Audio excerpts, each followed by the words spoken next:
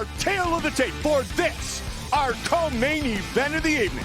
6 wins apiece for each fighter, but the 2 losses for Emily Dakota, the one she wants back, she can get tonight against Ilima-Lei McFarland, but everything else is virtually identical. Boom! All right, ladies, been through the rules in the locker room. I want you to obey my commands at all time. I want you to protect yourselves at all time. Keep it safe, keep it clean. If you want to touch gloves, do it now. Good luck to both of you. Ready? Let's go. Who beat her 11 months ago? Here we go! Title on the line. Tonight's Fight Clock brought to you by Miller Lite, the original light beer. Cheers. It's Miller time. Blue gloves for Dakota, red gloves for McFarland. She's thinking, if we get there, the 4th and 5th rounds, that's where the fight starts for me. But tactically, you also don't want to give away 3 and have to catch up at the end. Never a good idea.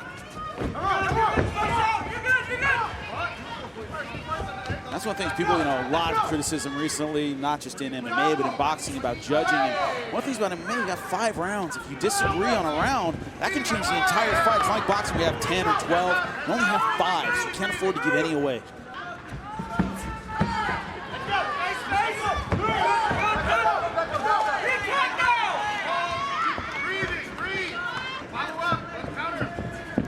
Dakota, second-degree black belt in Taekwondo.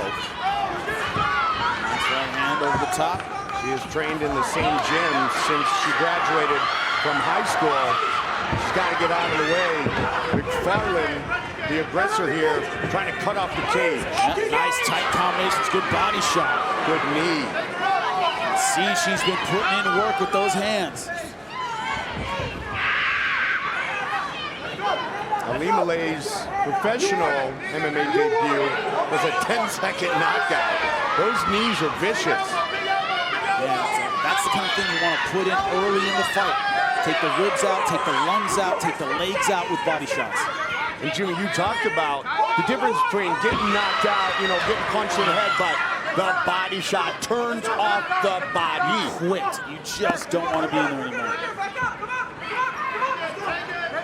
Ilima-Lei so far having a great first round. Doesn't seem as though she's falling for that trap of thinking about rounds 4 and 5 in round 1. Now going for a neck crank.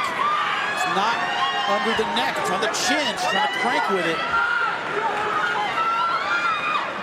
Not in good position for a rear naked, but gave it up and go back to ground and pound. Smart move. Smart move. She's a badass collegiate level wrestler, sick overhand, and doing some damage from this position right here in round 1. Got her foot through, now she's in Kimura position, going the armbar. 10 seconds. Can she get it? I don't think she will, with only a few seconds left, and we're gonna see round 2. Who is also fighting in a Bellator title fight for the 2nd time as well. First ever Flyweight world title fight inside the Bellator cage. And first round, about dominated by Ilima-Lei McFarland. Yeah, I don't know if that's the nicest nickname. I wouldn't give somebody that.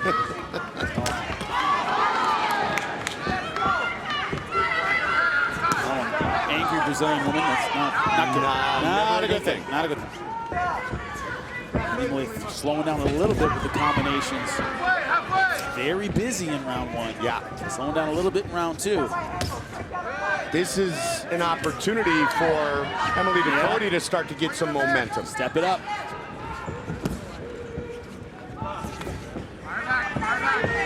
We see a different pace here in round 2. Is it in her mind that this could last 25 minutes? Is that why this is happening? Could be. It saves something for that last round. And right now, tactically and pacing-wise, she's letting Emily Dakota back into the fight mentally. Absolutely. The evolution of her complete MMA attack. Stuff with the leg kicks for Dakota. It's just what you said a moment ago, though, Jimmy. McFarland is giving Dakota an opportunity to close the distance, close the scorecards, and get some mental confidence. Yeah. points ahead. I still have McFarlane so far ahead in this round, but she can go back to her corner. Her corner can go, see, she's not so tough. She's slowing down. You can do this. That mental edge is so important. Which goes back to Dakota telling us that she wishes she would have fought less in the first fight. That hook connected for McFarland. 30 seconds on the clock. Round 2. Superman, Superwoman punch.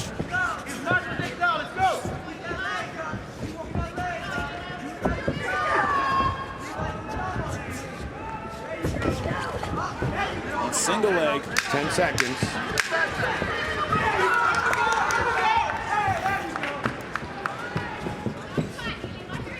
This championship fight continues. Round 3 of our flyweight title fight. Red gloves for McFarland, blue gloves for Emily Dakota. What do you have on your scorecard? Both of them 10-9. Now, the first round, I almost went 10-8. It was that dominant, especially with the new rule changes. It could have been a 10-8 round. I went conservative. That second round, definitely 10-9. Emily Dakota very much in that second round, but Alima a little too accurate, landing the crisp strikes. Dakota told us the fight starts for her in rounds 4 and 5.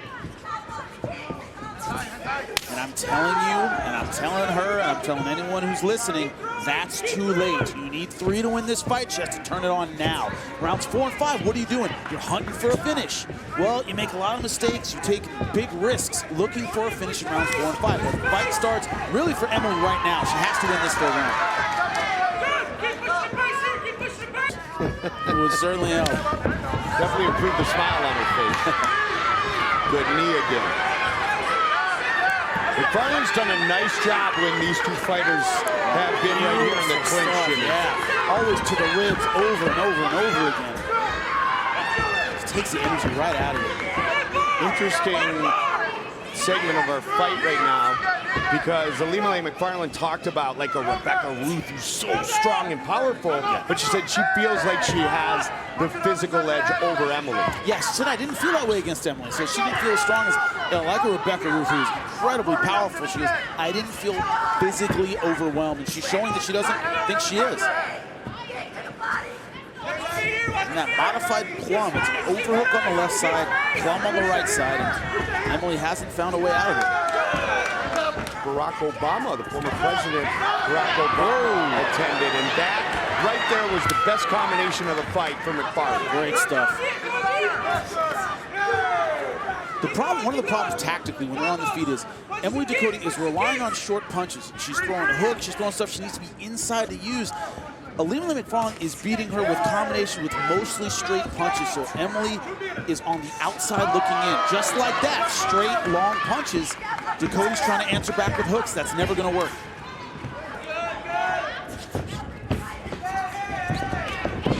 Diving in, single leg. And they're trying to push her way out of this one. Pressure on the head.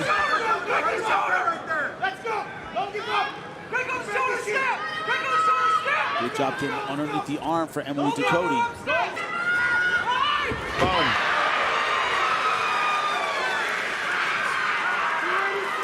Late takedown in the round. Really huge on the judges' scorecard. In a round, she was already winning. Yep.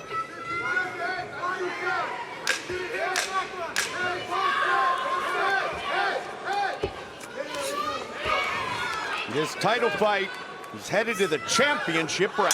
Right. Fourth round, you ready? Let's go. Fight.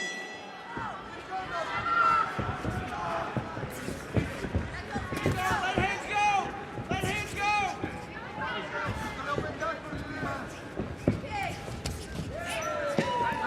Jimmy, is Emily Dakota down 3-love? I have her down 3-love, 10-9 in every round. And this is one that I knew was going to go, I suspected would go at least into the championship rounds. Both fighters have a ton of heart. They're hard to finish. They know one another well. They're not going to be surprised by a whole lot. Emily McFarland has looked excellent with her striking. Great hook to the body. Great stuff. Left to the liver and then over the top with the right.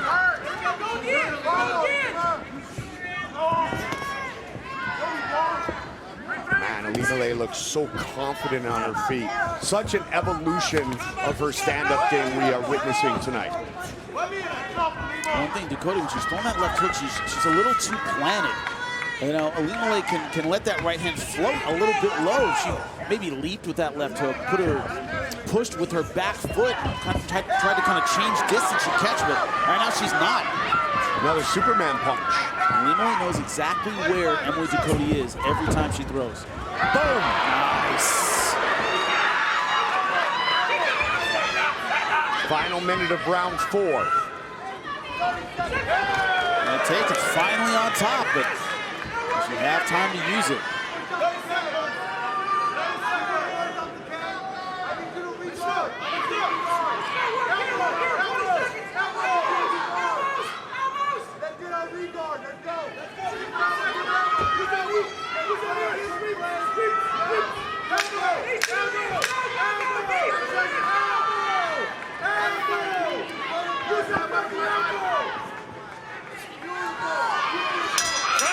Okay, I gotta get 5th and final round. Ready, final round, let's go, fight.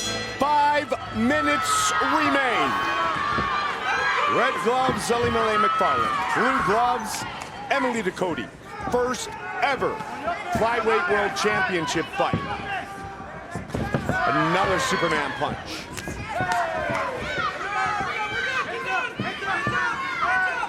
Scorecard Jimmy again, Ilima-Lei McFarland. 4 rounds to none. The only thing Emily was able to get done in that 4th round was ended up on top, but 30 seconds left, didn't do enough with it. Those kicks have put a welt on the left leg of McFarland, but they haven't slowed her down at all. No, they haven't. And they're generally speaking, it's tough to end the fight with that. Yeah. We've seen fighters drop with leg kicks, but it's extremely rare. You can usually tough it out because you've been going to legs so often. But Ilima-Lei now working that flexible guard. One rubber guard here. Forearm in front of the collarbone. That's how you work it. See where she goes from here. Definitely doing a great job of controlling the posture Back in the head. of Dakota. And that's what I talked about, you know, the last couple rounds is she can stall. She's ahead 4 rounds to none. She can wrap her up in the guard, keep her close, give away 1 round, and still walk away with the belt. You don't want to be in that position where your opponent can make the decision for you.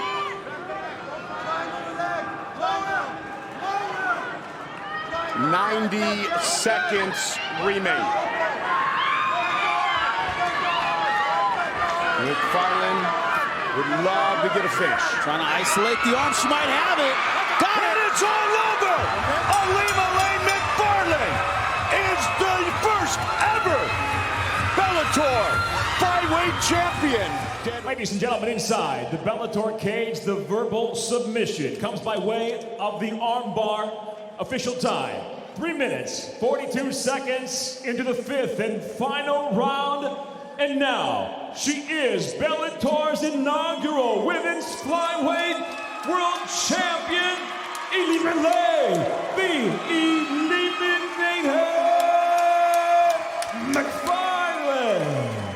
Our tail of the tape for this, our main event of the evening. I want you to look at that 7-0-7-1. What is that, Mike? That is virtually identical. All right, ladies, been over the rules already. Protect yourself at all times. Obey my commands at all times. Tough goes now if you want. At the sound of the bell, come on out and handle your business. Let's go, ladies. Ready to fight. 5-minute rounds. Let's go. Here we go.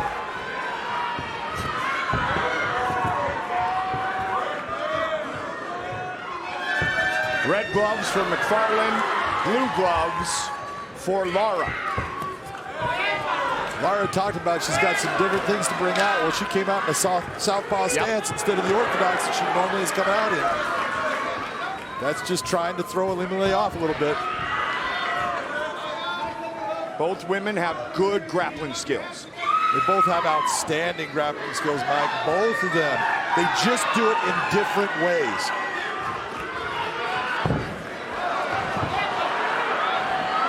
There's that rubber guard. She's going to mission control here, trying to just take away the posturing of Alejandra Lara on the ground. But right now, with her sticky, being that she doesn't have a lot of sweat, this is a good time to try to open up. There it is, bring that other leg up high and start working towards triangles. McFarland, of course, in San Diego.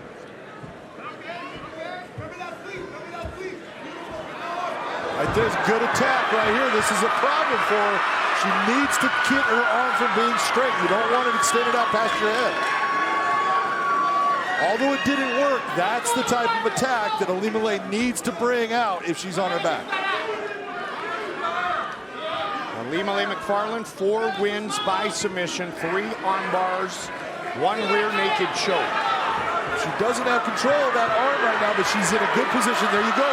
Switching it into a different type of attack, and that's what she's doing with the triangle here.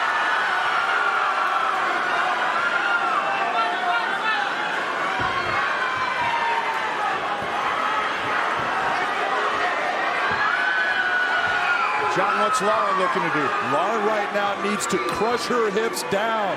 In this position, don't start to try to pull yourself out. That's going to help what Ilima-Lei's doing. Continue to put pressure straight down. Keep those hips collapsed. Lara said she knows Ilima-Lei McFarland is a very experienced grappler, dangerous striker. One of the things that can happen in this position when you're in this, if you don't have it exactly right, and if you're Lara, you can survive in it. Ilima-Lei's legs can get tight. They're going to get full of lactic acid from being in this position. She's working it. She broke that lock. That foot came off. Now she's back to a normal guard. Biggest fight of Alejandra Lara's career. 23-year-old fighting for the belt. She's looking to take the back.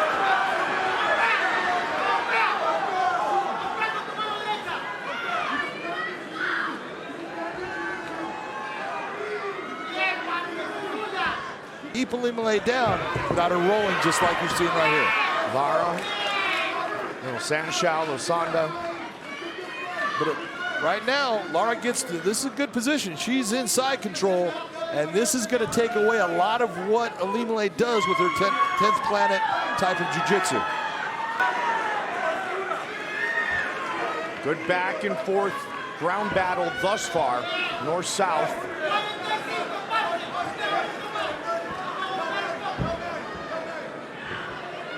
You see Ilima-Lei trying to reestablish guard, but she doesn't do it. That flexibility is going to help. But one thing that Lara's got on her side is she's got great flexibility too, and she can bring her legs far away to keep that guard from being reestablished. Ilima-Lei said she thinks she has the slicker style of jiu-jitsu. Time will tell. She may have the more aggressive style and the one that's more flamboyant in the way it goes after attacks. But that doesn't mean that it's better than the person that has the base jiu-jitsu that comes from Brazil from long ago. Good finish here in round 1 for Alejandra Lara. It's a good decision in the end. Congrats to Valerie Letourneau. Round 2 of our title fight. Southpaw again for Alejandra Lara. Body just with her stance. And you gave round 1 to the champion, John? I did, because she actually had the attacks. She went after, almost had submission attempts that put Lara in bad places, and Lara was unable to do any damage while on top.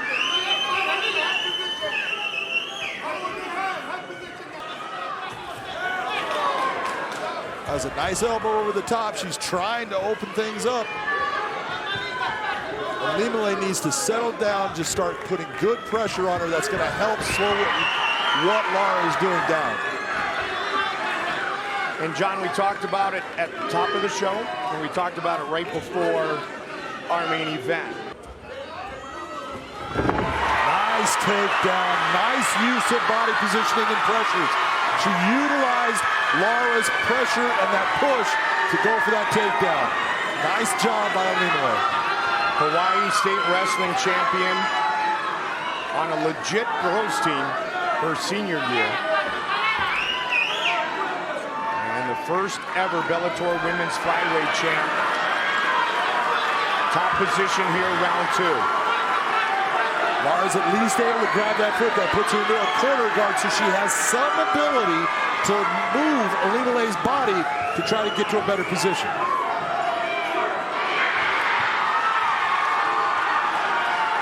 There she goes, reestablishing half guard.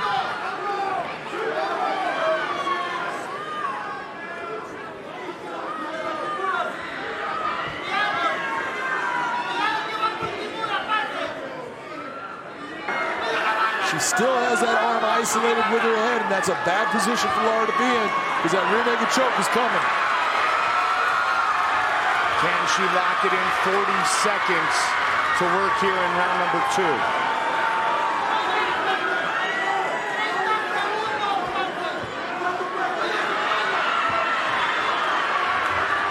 Two high-level grapplers. Yeah, she's still trying to establish, get that foot in, so she has control with both hooks. Doesn't have it yet, but she's taking her time, being smart, knowing, well, I'm not going to go for a submission that I can't get. Let me start to pound on her. Let me gain some points. Let me show the judges I'm the one in control. 10 seconds. Yes, segundos. Really good round for the champion.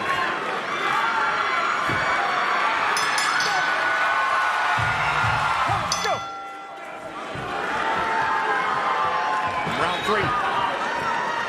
Might be thinking about a belt at featherweight as well. That's a story for another time. Good job again by the champion.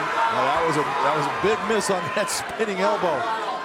But Lara tries. She likes those spinning techniques, but if they don't work, this is what can happen.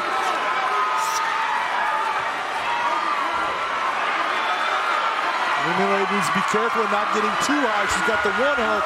She does not have both. You can see Lara trying to kick that hook free, but she can't do it. Off the back of the head.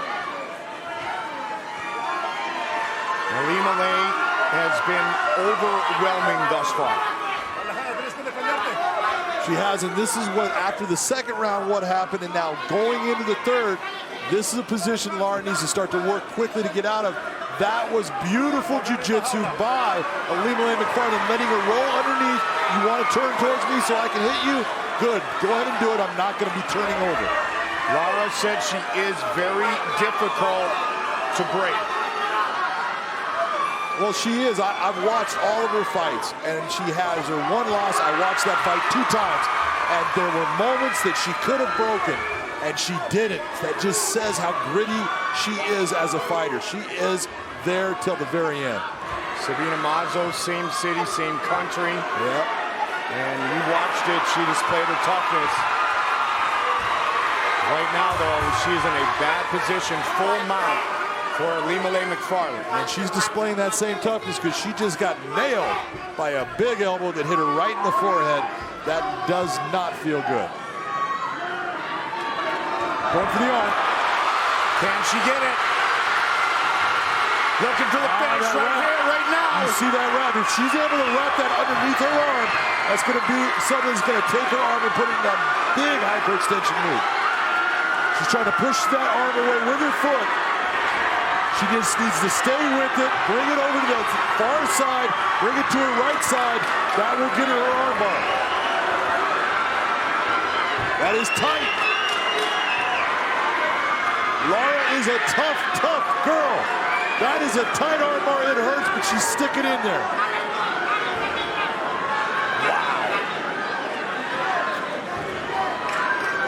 The one thing that weight on top, that weight is keeping her arm from being hyperextended. So right now, although her arm's straight down, there's not the pressure that there was before. John, we just talked about her toughness and unwillingness to quit. Right now, Olimalee is looking like, I really don't know where to go from here. I like what I have, but I don't like it too. Olimalee needs to work to get those hips extended. That hip extension is going to cause the pressure. There you go. It's all over! Olimalee McFarland remains the Bellator Women's Flyweight Champion! Check out this setup on this arm bar. As soon as that arm comes across, you see her leg come across the head. She gets a good, strong arm bar position. She has that thumb up, but Lara fights out of it, brings her feet across to push the hands away. You can see she's utilizing her legs to actually try to save her arm and it does cause Ilima-Lei a problem in finishing it. The arm is being hyperextended, but she's not giving up. Look towards the end. This is what we talk about. Once she gets it back again, she gets that hyperextension. There's nothing she can do. The hip pressure's too much. She got to tap. Ladies and gentlemen, inside the Bellator cage, the tap comes by way of an armbar officially. 3 minutes, 55 seconds into round number 1. The winner, still undefeated and still Bellator Women's Flyweight World Champion, Ilima-Lei, the Eliminator,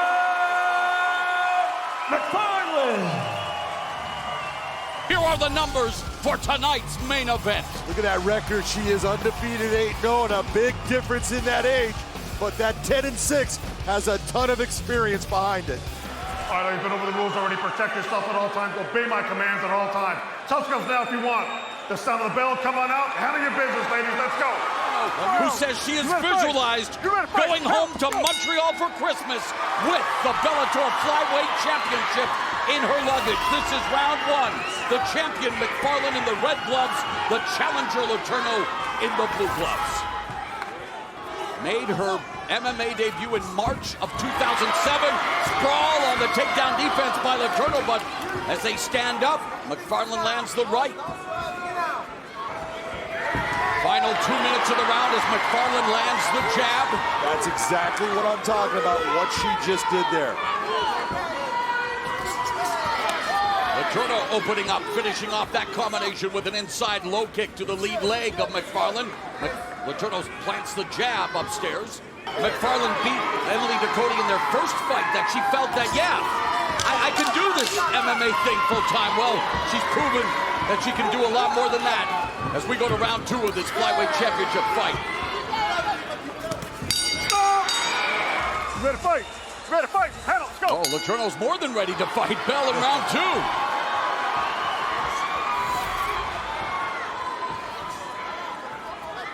You mentioned your keys to victory at the beginning of the fight. After the first 5 minutes, as McFarland secures the takedown on Letourneau. Well, I guess I just may have answered my question, looking for what you wanted to see in the second round, and McFarland immediately gets the takedown, but Letourneau controlling the posture. Ilima-Lei taking her time. This is exactly what I would have told you. Ilima-Lei needs to figure out a way to start crushing that distance so she can get this takedown and start working her strength against Valerie. You know, you've seen her. Valerie is very good off of her back. She has got a good ground game. She's got a good submission game. What armbar This is not going to victory. be easy for Ilima-Lei. Yeah, Letourneau, though, has a recorded submission victory since 2009, and now McFarland stacking Letourneau up. McFarland wanting to get the full mount. I step over a little too much. She's way too high. And Letourneau attacking the right leg of McFarland. Elbows now being dropped by McFarland. McFarland needs to keep her arm against that cage, use it as a pressure point and a balance point, and just start attacking Valerie here. Letourneau, who challenged you on the great check, well, she now has a training partner of hers, an American top team, and here McFarland now trying to shrimp, oh, but it's Letourneau that's turned the tables on McFarland. Got on top. And there's a right hand, a series of rights by Letourneau. It's not a good thing with Ilima-Lei grabbing over the head. It can get you in a lot of trouble. She needs to take her arm off of Valerie's head. She's looking for a throw. That's a better job with the wizard. Letourneau resets in the center of the cage. Inside low kick delivered by McFarland. Letourneau with twice the experience of Ilima-Lei McFarland, and again, as we mentioned, John, the caliber of opposition that Letourneau's been inside the cage with. It is so hard for people to understand when you have been there and done that with these people that are extremely, they're just great at what they do. Joanna Jędrzejczyk, you're looking at Claudia Gadelha. These are girls that are all considered the top people in the world.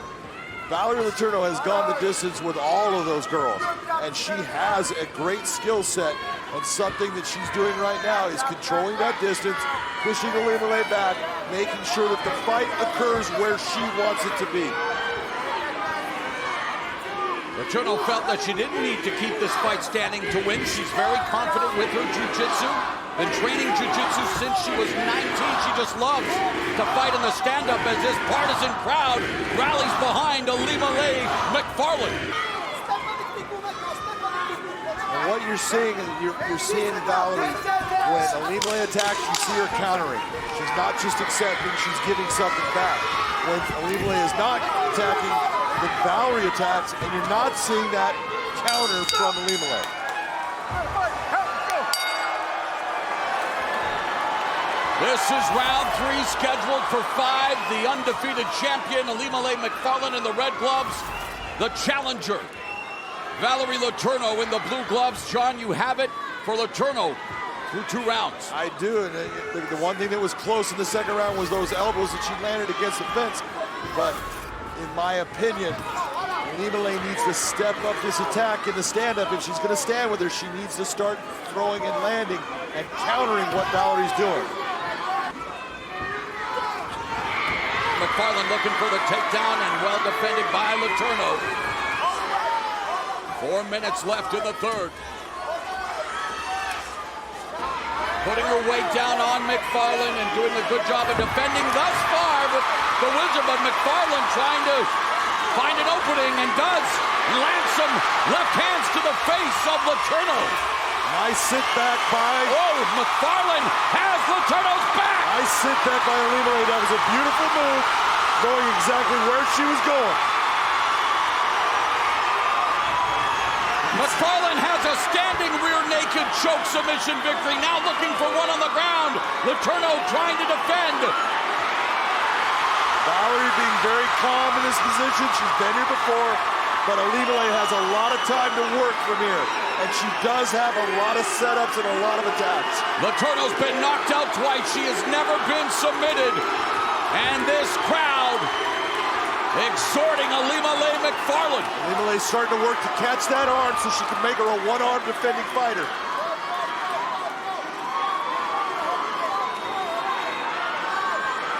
Notice how she has that arm trapped now, Moro. That's a bad problem because Valerie only has one arm to defend now against that choke. Ilima-Lei is doing a great job of systematically breaking down her defense. She's going for the arm. McFarland looking for the arm bar, but Letourneau now on her feet. Letourneau puts the knee down, drops a hammer fist, but now the triangle. And that arm is across. She's in trouble with that. That is tight. It's going to cause her a problem. Remember, McFarland won the title with the Dead Orchard variation of the triangle armbar. Now she's got a triangle on Letourneau, and it's McFarland delivering strikes. The more that you see McFarland extend her hips in this, the better off it's going to be for her. Do not let Valerie collapse your hips. Beautiful job. There it is. There it is. Let the luau begin. Ilima-Lei McFarland returns to Hawaii and defends the Flyweight Championship in style.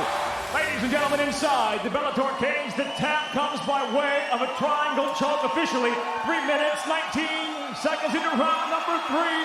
The winner by submission and still Bellator Women's Flyweight World Champion, Ilima-Lei, the Eliminator McFarland.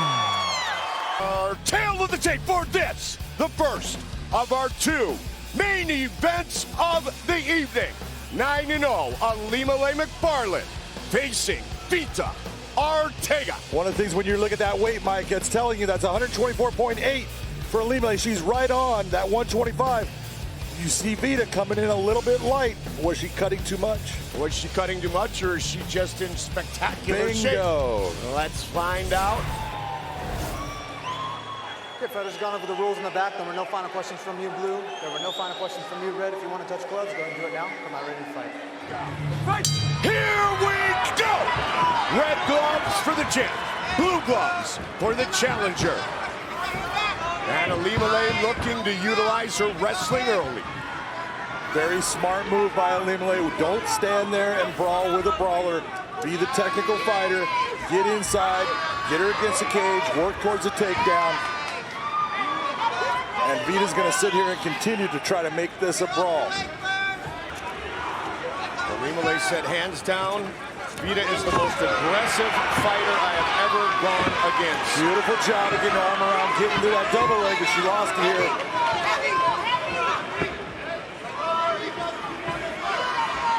Vita fighting hard to get her leg back. She needs to be smart about her balance point, use that fence.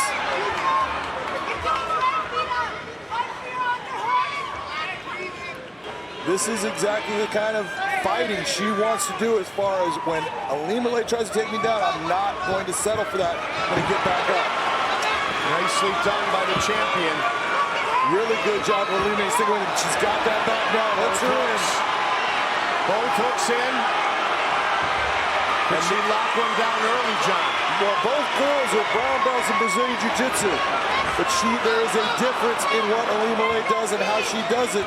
So we're going to see how Vita is able to handle the Jiu-Jitsu style of Alimale and McFarland. That crazy Eddie Bravo 10th Planet style. Oh, there's nothing crazy about it. You know what? It is an outstanding system of no-gi grappling that they have come up with that is very effective. It's just your knowledge in dealing with it is going to be, can you survive in it, or is it going to get you? You've got a good knee bar attempt going for the heel hook now. Crazy doesn't mean it's not outstanding.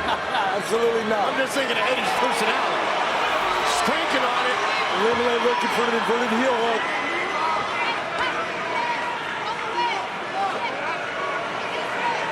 She doesn't have that knee bar set the right way. Her hips are not in the right position.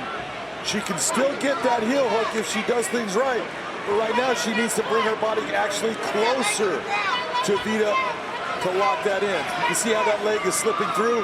All the way her knee is out, there's nothing there. Okay, how about the jiu-jitsu system of that crazy Eddie Bravo? I like that. Okay, there we go. And that right there, what you were seeing is Alimale knew she didn't have anything, but she was trying to figure out her way of coming out on top in this situation, and it just wasn't there for her. And look at Vita now. Brown belt under Boogeyman Martinez is Alimale McFarland. Vita putting on some pressure here in round number one. I think we are going to have ourselves a fight partner. I like it. This is what I'm talking about. Here comes Vita, and this is that Joe Frazier in her, man. She just keeps coming forward. She does not even understand how to walk backwards. Her best fight to date was her fight against Emily Dakota. Her fight against Emily was great, but her submission win against Denise Keels.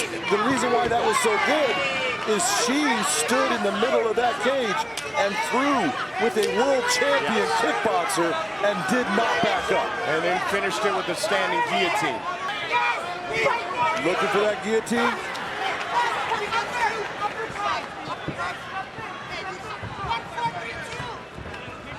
"20 seconds.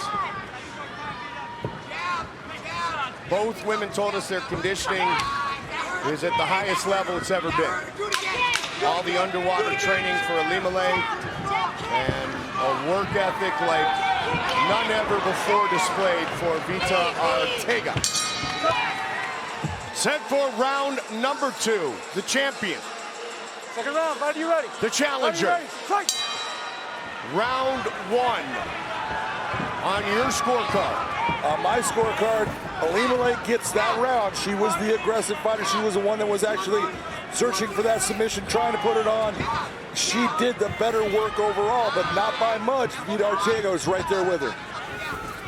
Vita, the first time I called one of her fights and we interviewed her, John, she said quite simply, I know how to wrestle, I just like to brawl. Scott Jorgensen, longtime MMA veteran. Beautiful takedown. Well. Beautiful job by Alimale McFarland. Smart, mature fighting. Great job of feeling that positioning and that push and then going with it. Many years later in this title fight. McFarland trying to posture up and do some damage. Well, she is posturing with her legs, getting herself up, but her head is still staying low in the middle of Vita Ortega's sternum area, and that is not where you're going to generate power. So either bring your head farther up towards Vita's head if you're in the stand-up position, or I want to get my head up high. We got someone that's bleeding here. All right, left arm underneath the leg. Vita, arm underneath the leg, Vita. Yeah, there's no doubt that Ilima-Lei Macfarlane has been cut. You can see the blood on Vita's chest, on her shirt. That's from one of those elbows that Vita's been throwing from underneath. She has done that in 8 fights. And this is what Ilima-Lei needs to do. If you're going to be in her guard, then make her pay for holding you there.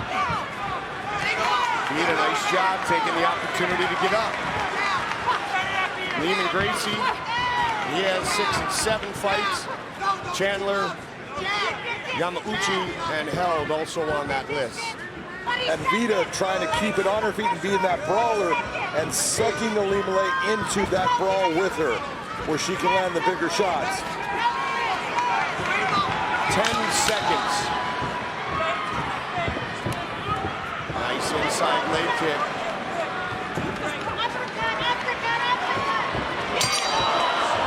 With hits, which has helped her evolve on the ground. And guess what? She delivered a big hit from the ground with that elbow. Did she do enough to win round 2, partner? I do think that, you know, Vita Ortega did enough in that round. She landed the better shots. When you look at Ilima-Lei bringing her down, she got her down but did nothing with that position at all. So the grappling-wise, you know, there's really nothing there. You got to go with the shots. Vita Ortega takes the second round. We haven't even fight. And they are constantly battling, and that helps her. She was working out with someone who's actually physically stronger than her, and as she is able to get into positions where they physically strong person and figure out technically how to get herself out, that only makes you better. The battle of baby girls, the youngest of 6 children, is Ilima-Lei Macfarlane. Big elbow by Ilima-Lei Macfarlane. And that's a huge cut.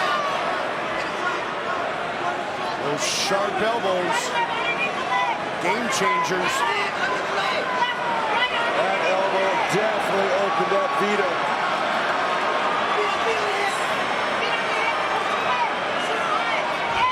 Right in the middle of her forehead, that thing came down. She has probably about 1.5 inches cut in the middle of her forehead. You can see Jason. Yeah, they're gonna check it. Jason Herzog is gonna stop it just to let the doctor look at it. It's not in a bad spot, Mike. It's just a matter of the blood going in the eyes. The whole thing they want to do is make sure that she can see.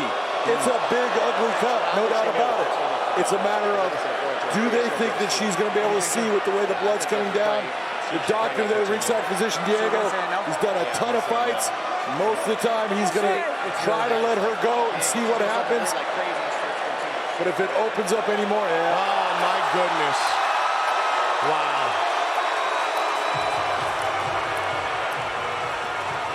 Look at what one shot can do. Ladies and gentlemen, upon the advice of the cage-side physician, due to the cut, referee Jason Herzog waves off the contest officially. 1 minute, 50 seconds into round number 3. The winner by TKO, and still Bellator Women's Flyweight World Champion, Ilima-Lei, the Eliminator McFarland. For this, our main event, the Flyweight World title up for grabs. You can look at anything you want, but that 10-0 for the champ against 11-3 for Kate Jackson says it all. They both belong. Regardless of the rules in the back, there were no questions from you, Blue. There were no questions from you, Red. If you want to touch gloves, do it now. I'm not ready to fight. Bell in round number 1, the champion McFarland in the red gloves. Jackson, the challenger, in the blue gloves, and McFarland admits that she is a slow starter. She can see this fight going into the 4th or 5th round. And the fact that, well, Jackson has never been finished before, so McFarland does see that as a challenge, although she thinks she's going to get the submission in deep waters. Well, I'll tell you what, she is a girl that right now, getting those double unders, that's a beautiful thing for Ilima-Lei. And I believe that in the top position, Ilima-Lei is going to create a lot of problems for Kate Jackson on the ground. McFarland grew up less than 10 minutes away from the Neil S. Blaisdell Arena, attending a private school whose most famous alum was U.S. President number 44, Barack Obama. No, nothing delicate at all. She goes after her opponents. I love her tenacity. Still has those double underhooks. Gets the takedown. Pays off. McFarland 10-0 with 6 submission victories. Jackson has never been submitted, has been stopped due to strikes. She was stopped by Joanna Jędrzejczyk in a fight long ago by the doctor, but she is tough. Every time I was ever in the cage with her, she showed grit. She battled through bad situations and always seemed to come out on top. It's just you and your team. You think, you know what, it's us against the world, let me go out and prove it. Jackson was on a season of The Ultimate Fighter where she was submitted, but of course not official during the tournament, John, so only the one knockout loss. The Dead Orchard in a rematch with Emily Dakota. Dead Orchard created by Eddie Bravo, black belt Nathan Orchard, which of course, it's that triangle choke, both of the opponent's arms in. Both arms in. And now she's looking for the guillotine choke. Well, we got an anaconda right now. Oh, an anaconda, yeah, looking for that knee.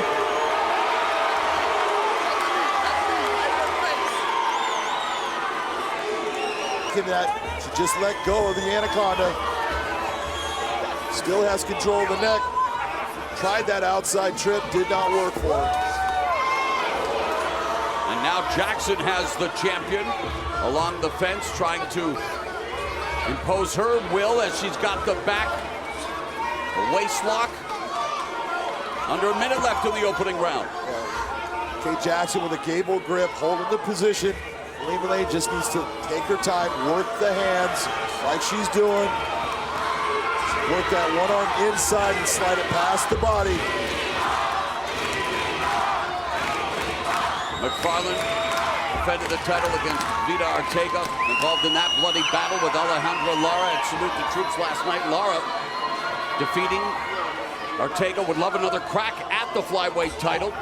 She came up short against McFarland. And now they continue to jockey for position, and it's McFarland again with the challenger pinned to the fence. McFarland did a nice job of taking her time, getting those hands in positions.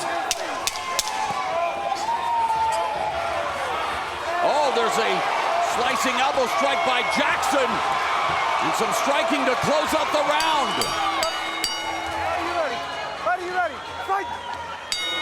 Bell in round number 2, the unofficial scorecard of Big John McCarthy reads 10-9. Ilima-Lei McFarland, that was definitely her round. Again, McFarland continues to improve in the stand-up department. That is really where I've seen the improvement, and it's her confidence in her stand-up, Morrow. She is now more confident. You can see her giving feints, pulling her head off a center line when she throws, just like she did right there. Opportunity. And yet, seizing upon it here as McFarland closes the distance, looking for the takedown. McFarland with that very deep. You know, Juliana Velasquez waiting in the wings following her victory earlier tonight over Bruna Allen, watching with vested interest. And there's a right uppercut on the inside by McFarland on double underhooks by Jackson. Good dirty boxing by Ilima-Lei. You saw Kate Jackson was trying to frame and push her head out. Walk out this wall, walk out this wall.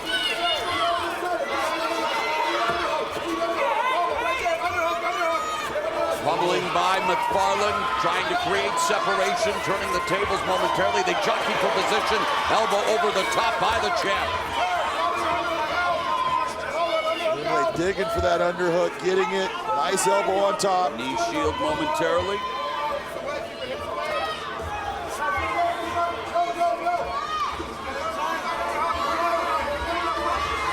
Doing a good job pressing her head in there, trying to control the head position of Ilima-Lei McFarland.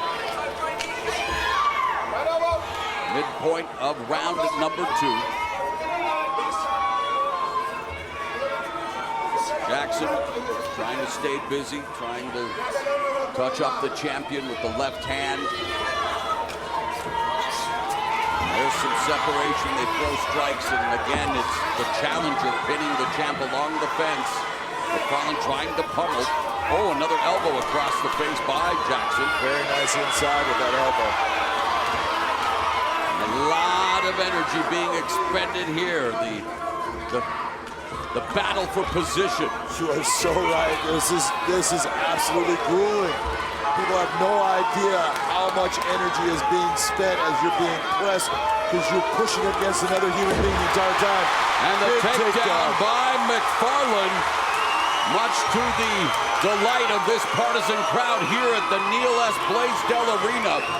Second year that Bellator MMA has returned to the holiday season, headlined by Hawaii's favorite daughter, Ilima-Lei McFarland. Yeah, you see Kate, when she gets taken down, immediately is going into wrist control. When Ilima-Lei works her way out of it, that's when she starts to do her work. Ilima-Lei McFarland, a 10th Planet Jiu-Jitsu brown belt under Richie Boogeyman Martinez. She received her brown belt in May of last year. A minute now remaining in round 2. Nice, this is the elbows I was talking about, Moro. In this position, just keep on, even if it's just your one hand, slide the hand on top, press it down, slide that elbow right into the side of her skull. Liz Carmouche, the newest signing to Bellator MMA, one of Ilima-Lei McFarland's training partners in San Diego, a great addition to Bellator MMA, along with the likes of Kat Zingano. So the Bellator MMA women's divisions continue to be bolstered, but at the top, Julia Budd, of course, will welcome Chris Cyborg in January at featherweight, but Ilima-Lei McFarland continuing to control Kate Jackson here in round 2. What a step over. Nice step over into north-south position. And now, looking to neutralize Jackson, Ilima-Lei McFarland from top right position. here. Nice mount position she does not have. That is not going to be enough to get that tap. She needs to work towards a straight arm lock. A lot of hard times because he's altered jiu-jitsu, but he has become so innovative and so evolutionary in the approach of how to attack people. I think it's a great system. This is round number 3. Jackson trying to establish the jab. McFarland utilizing some head movement, bouncing up and down, avoiding the attack from Jackson. Nice uppercut inside by Ilima-Lei. Beautiful knee to the body. And looking for that takedown. Whizzer by McFarland, being well defended though by Jackson. Jackson hand grappling. Left leg of the champion, but releases the grip, backing up.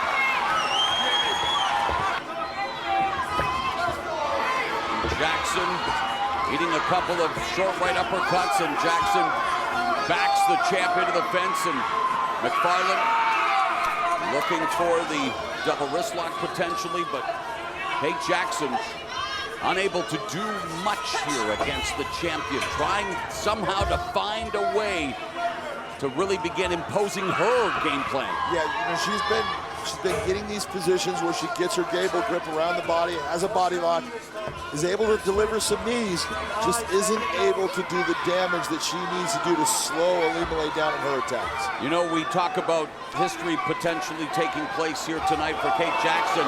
We'd be remiss if we didn't mention Rosie Sexton and the pioneer that she was for women's MMA in Britain. And keeping Kate Jackson guessing. Of course, McFarland's head trainer, the affable Manolo Hernandez, saw something in McFarland the moment she stepped foot into his San Diego gym. Better than what we've seen in the past. Nice straight shots by Ilima-Lei, that hurt her. Kate Jackson is a tough woman, man. She has taken some shots and she is still in it, still looking for her opportunities. Jackson a little reticent in attempting to throw the attack, probably cognizant that things like this can happen where McFarland immediately closes the distance, pinning the challenger along the fence into the final 60 seconds of the 3rd round.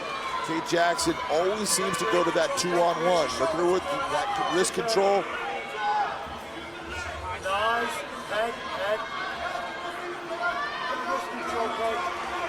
McFarland talked about bringing it into Unanimous, the get fourth and this. fifth rounds. 42 seconds away from the championship rounds as McFarland secures another takedown. Neutralizing the right arm of the challenger.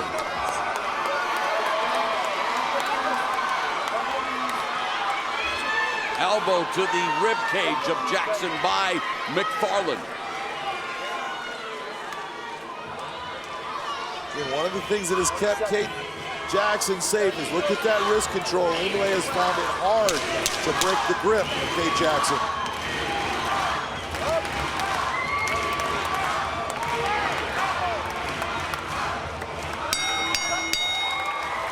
Well, the fans here at Blaisdell Arena don't want to stop the McFarland party. Kate Jackson would love to end her title reign here as we embark on the championship rounds. This is round number 4. And how do you have it after 3 rounds, John, and why? Oh, right uppercut, another right uppercut by McFarland. Right now, I have Imole and McFarland in a shutout. Beautiful.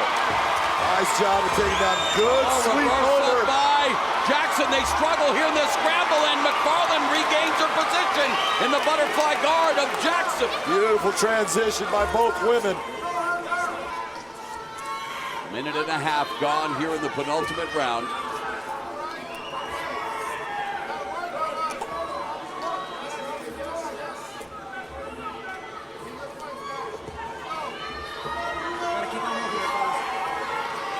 Referee imploring both fighters to keep working.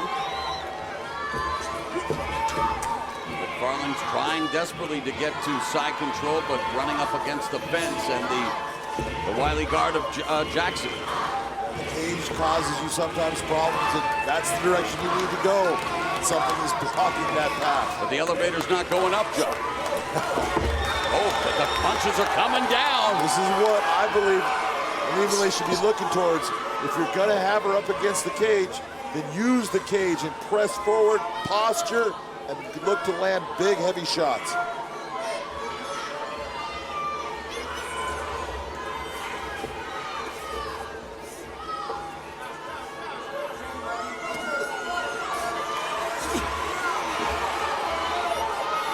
See, in this position, she can push off and try to take Imole and push her out towards the center of the cage, but she's not going to take and elevate her towards the cage because the cage is going to stop that.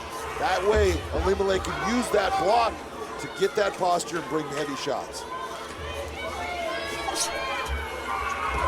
And there, McFarland passes into north-south now, attempting to snatch the back of Kate Jackson. Could have it almost going towards the crucifix with where that arm's at. She controls it. Less than 2 minutes remaining in the fourth.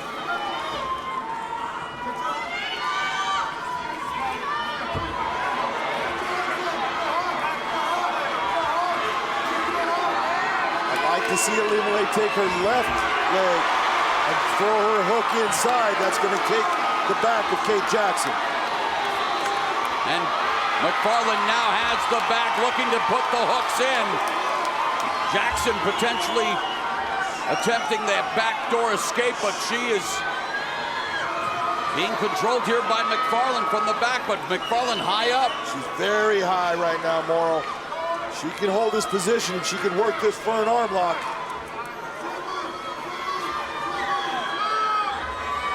Of her 6 submission wins, 3 have been via armbar for the defending flyweight champion.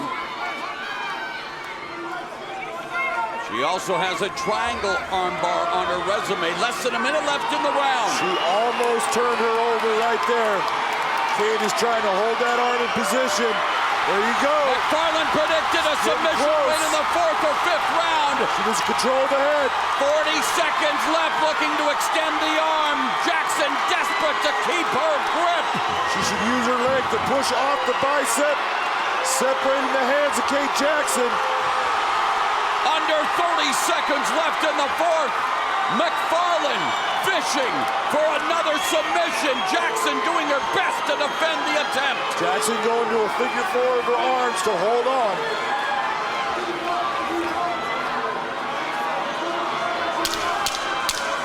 Jackson is definitely going to survive.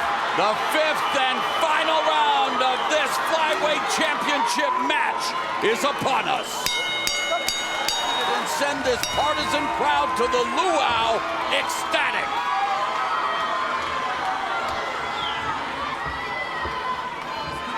What we're looking at right now. Look at her footwork, look at her head movement, domination. and look at where she places the shots. Her striking is improving exponentially from when she started. Now it is an entirely different game because she was only a submission fighter for the most part. Now she's becoming that complete mixed martial artist. Making the long trek from the UK to Hawaii, and now just a minute, 50 seconds left. And that's what I'm talking about. On the exit, lands the uppercut inside. Best shot of that clinch. Left hand lands for McFarland. Picking apart Kate Jackson. Final 90 seconds of this championship fight, and again, McFarland initiates the clinch on Jackson along the fence.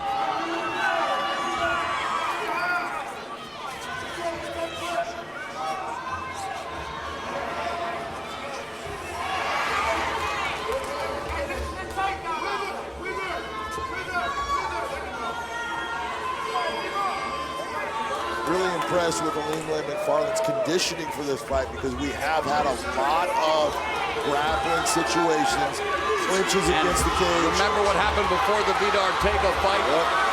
Hands clasped.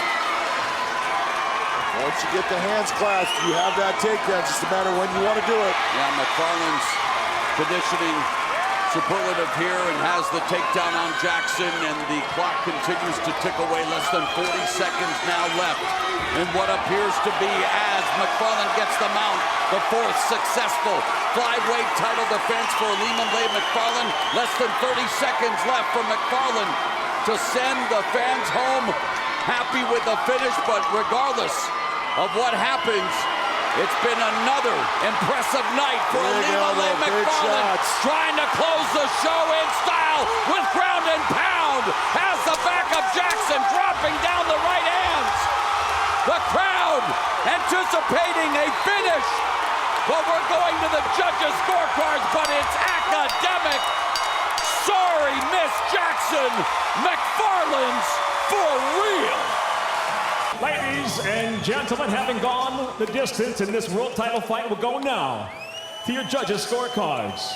Your first judge, Michael Bell, scores it 50-45, while judges Sal D'Amato and Chris Lee both see it the same, 50-44. All have it for the winner by unanimous decision, and still Bellator Flyweight World Champion the Eliminator McFarland. 21-0 combined record. The Brazilian, 4 years the elder, 2 inches taller, will have a slight reach advantage. All right, ladies, been through the rules in the locker room. I want you to obey my commands at all time. I want you to protect yourselves at all time. If you want to touch gloves, do it now. Best luck to both of you. Champion Let's go fight, retained. ladies. Here we go. Tonight's fight clock presented by Geico. McFarlane in the red gloves. The southpaw, Juliana Velasquez, in the blue gloves. And John, southpaw, a big point, and something Alimale has talked about a lot. Well, she's going to have to win that foot position. That's a big part of fighting the southpaw, because when Juliana's able to get her right leg to the outside of Alimale McFarland's left leg, you're going to see that left hand coming straight down the pipe, popping her head back. What you're seeing right now with Juliana is figuring out the distance and the location and figuring out exactly the timing that she needs to launch her attacks with what Alimale is doing. No one wants to be in there for 25 hard minutes. I mean, it's great to talk about it afterwards. Oh yeah, it was great, I fought 25 hard minutes, but while you're going through it, you would like to get it done. That said, in a 25-minute fight, much to John's point, no rush.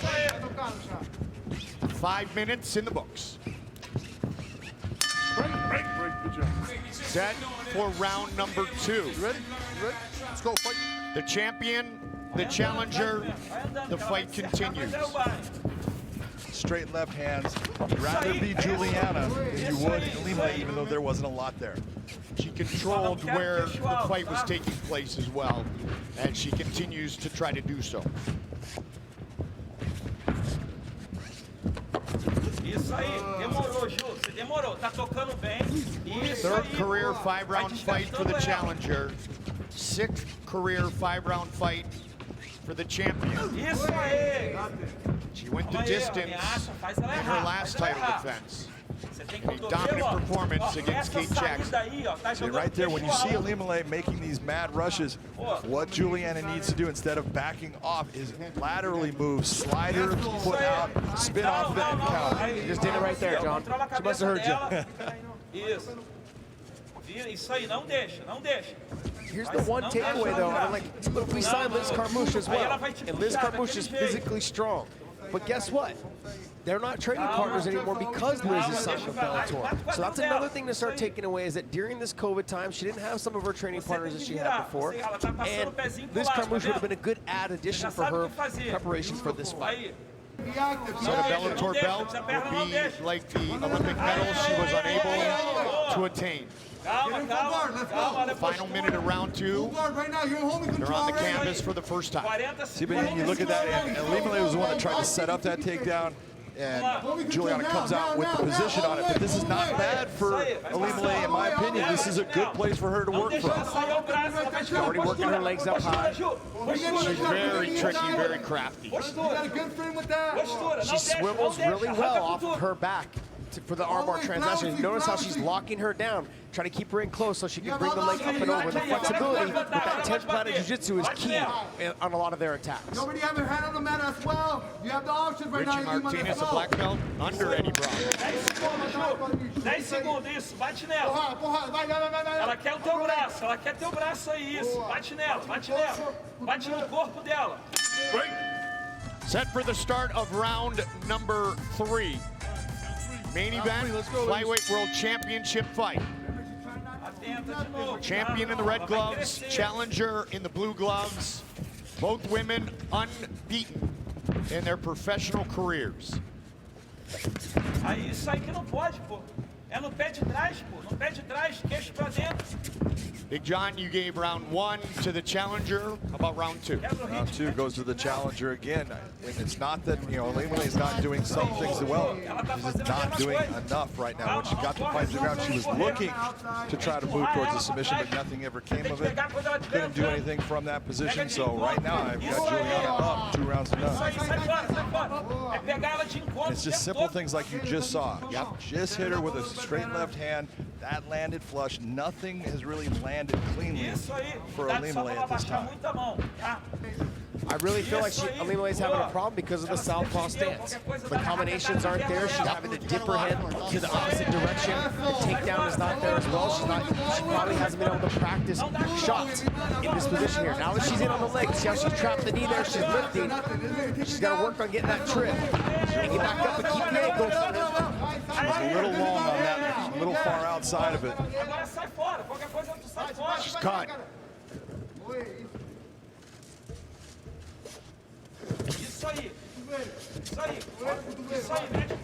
The champion is cut. 3:15 on the clock, round 3. Sometimes a cut will help wake you up, though. Sometimes a cut will help get you going. Hey, like, hey, now we're in this. Sometimes you gotta see a little bit of blood to feel like you're in a fight.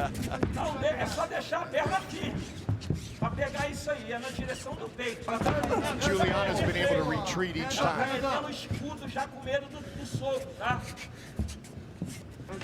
What I'm seeing that I need to see more from Ilima is she needs to commit to her striking more. She's lunging in with one, trying to get close enough to get it in the legs, but Juliana's footwork is just too good.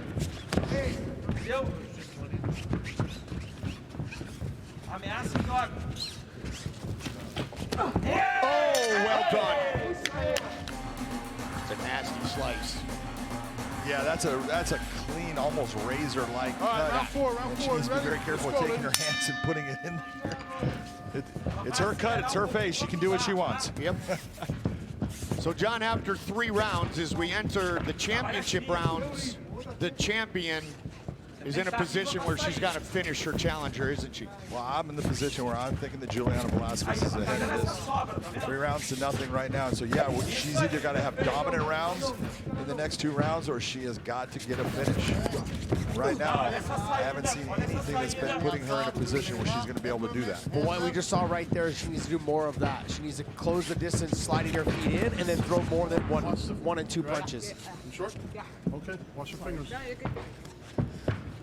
Striking stats. Limley is going to have to open up a little bit more and take some more risks, Josh, because what she's been doing for the 3 rounds is not working for her, getting her where she needs to be. Well, the issue that I'm seeing is the game plan that she had coming in was that in the 4th and 5th round, I'm going to drag her to deep waters and drown her. But you have to set a pace in the earlier rounds to get her to the deep water to drown her. And the pace wasn't enough, I think, to drown Juliana Velasquez. I saw her between rounds. She wasn't breathing heavy at all. She's the one controlling the pace. You just said that's the hardest part. Juliana Velasquez is brilliant in keeping her distance. Nice job right there, though, by closing the distance with the strikes, get into the body lock, and that outside trip.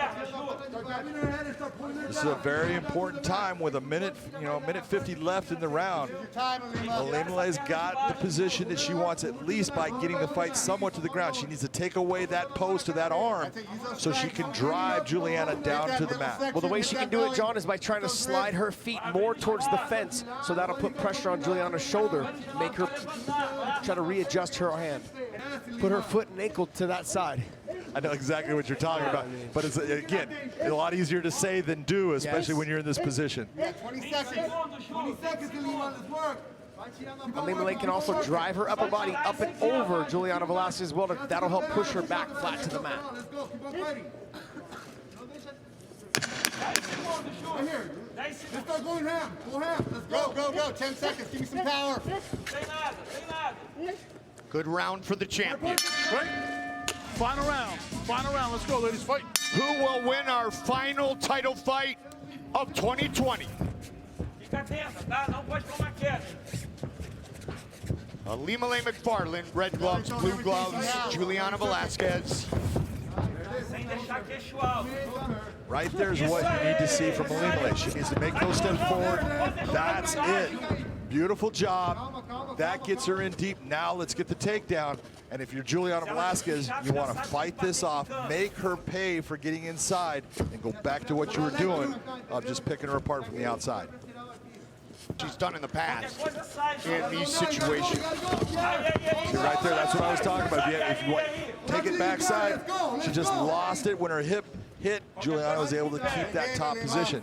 But again, from this, one of the things you're doing, being out of 10th planet, there's all kinds of attacks. We'll start going to those, go to mission control, start swinging to an omoplata. I don't care, but I've got to create the attack. She has 2.5 minutes to keep her title. Yes. She needs to do whatever it takes. Give up positions, attack positions. She needs to just throw it all out there right now. Trying to get towards that rubber guard.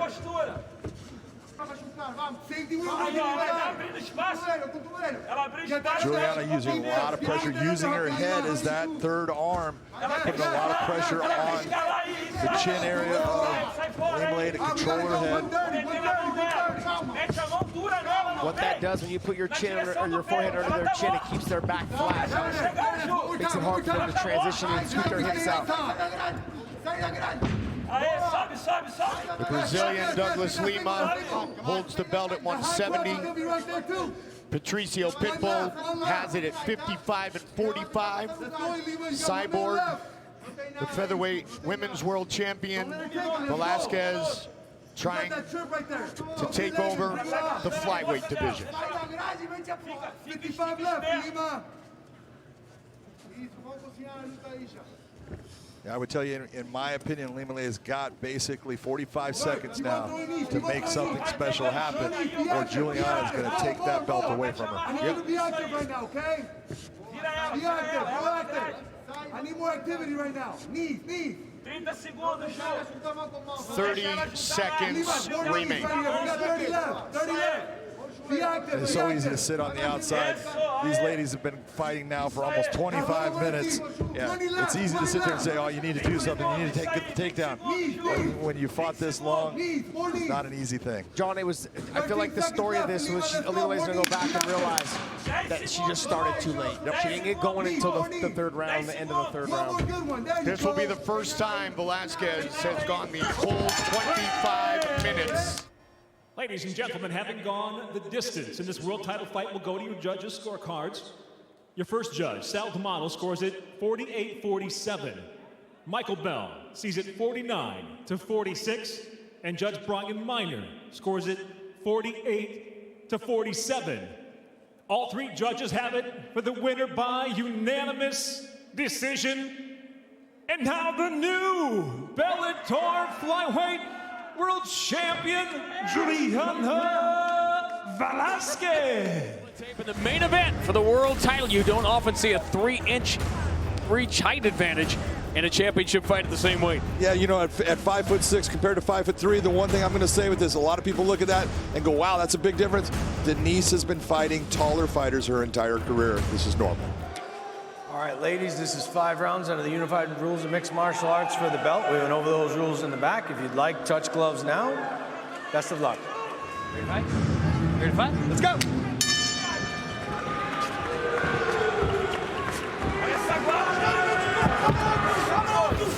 The world title defense versus history. John, when the fight started against Ilima-Lei, the first thing that struck me was how much bigger Juliana Velasquez was. Now against Denise Gilholtz, it's just, it jumps off the screen. It's even more. Yeah, it's dramatic. But again, Denise is used to fighting a bigger, longer opponent. Juliana is the one, if she can control the distance, this is a big moment for her just to see how she deals with the speed of Denise Gilholtz. Big rush inside by Denise, a little bit wild.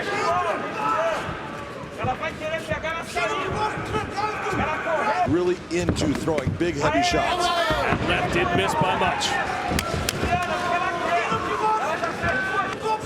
Anytime you're going to get that battle of that foot, you see that lead foot on both fighters, be it the left foot or the right foot. It is a battle to put that foot to the outside so your strong power hand goes straight down the pipe. She believes in her stand-up, and you got it. There's no way that you can argue with her. She has been simply dominant with being a stand-up fighter in MMA. So she believes in herself. She's being right.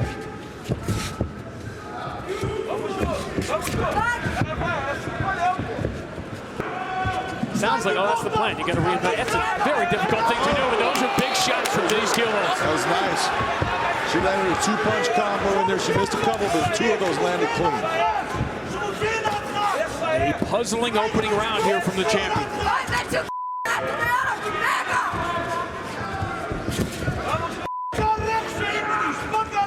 You can see the damage that Denise Gilholtz has done. He swings for the fences. In MMA, she puts everything into it. A good start to round 1 for the challenger, an even better finish. How do I get my hands on her? Juliana Velasquez's run has been amazing because before the title win, she beat Bruna Ellen, she beat Christina Williams. A vicious knockout of the very tough Rebecca Ruth. But no one had speed with their hands like Denise Gilholtz does. That is the one thing about Denise. We talk about her all the time. Speed kills, and she is fast. When she wants to go, she's got quick hands, and she normally throws right down the pipe. She's been swinging outside a lot against Juliana here, trying to add a little bit more just juice on that shot. In too close. She tried to circle away. She's got the right in.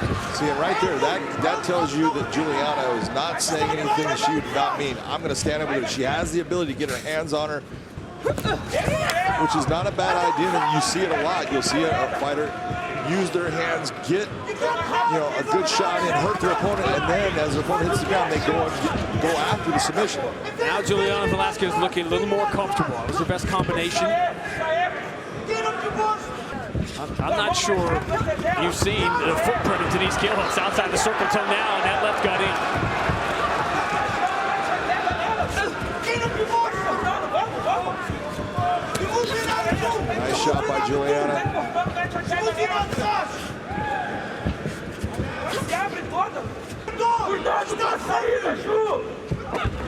There's the first level change. Not even close. Beautiful job of stuffing it by Denise. That's going to give Denise confidence.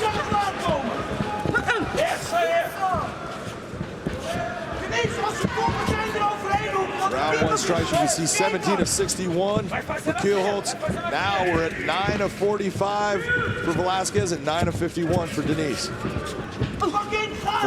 She's done a very good job with that jab, and I think she's winning this round based upon that jab. Final 30 seconds of a close round two. Oh, it was a good right hand by Denise.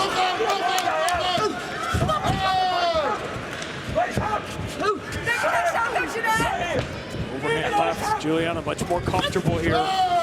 The range in round two. I'd like to see Denise open up with a low calf kick on that lead leg. Juliana puts a lot of weight forward.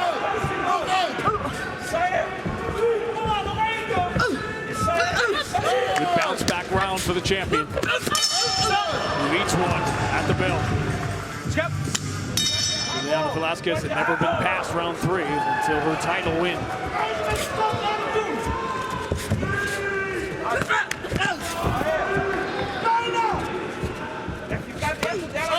That's a nice job of going to the body with the right hand by Denise.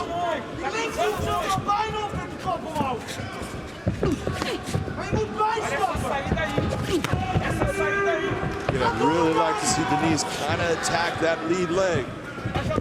She's having problems with the length and range of Juliana. It's frustrating her a little bit. And now that she's getting hit with that jab, it just adds another problem to the equation.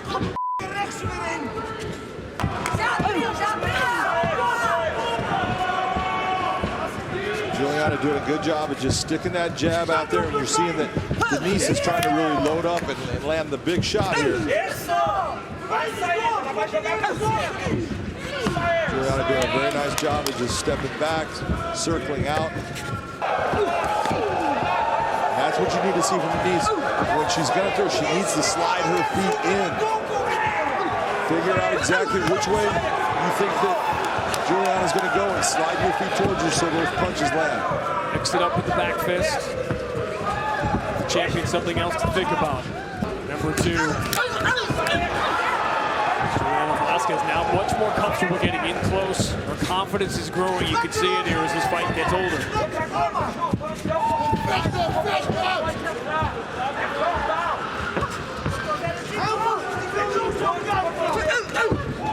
Funny thing, as Olivia said, is that in her fight, Juliana talked one way before the fight. She's going to take a lot of chances, and then didn't.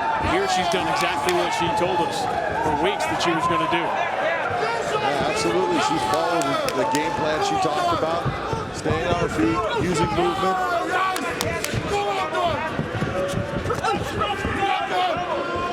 She's basically got that timing down now. She's using that jab as a measuring, and then that left hand coming straight down the middle.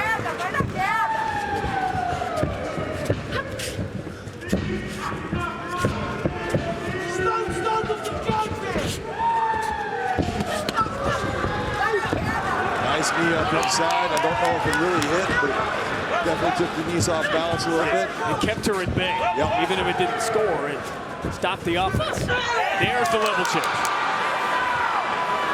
Denise quickly pulls her into the guard. Final seconds of the round.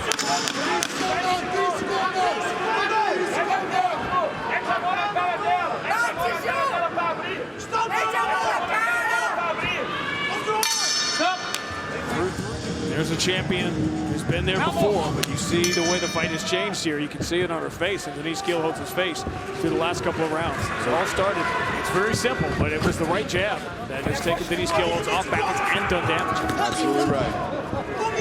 She puts a lot of weight, she starts leaning forward on that leg. Escape, circle to the right, circle to the right. People was just talking about it. Well, the reason she's circling to the right is the power hand of Denise Kielholtz is her right hand, so go away from the power. Just accepting more damage right now, and Juliana's just winning the exchanges more often. And she's got a better... Right now, take a look at the defense. That's circling off to the left side of Denise is really working for her. Take a look at those kick stats and punches, though. Kicks landed, 6 of 20. Then go to the punches. 46, 231 compared to 27, 165. We often remind you, numbers are the numbers, but sometimes it's as simple as looking at the damage on the face to see what those strikes have done.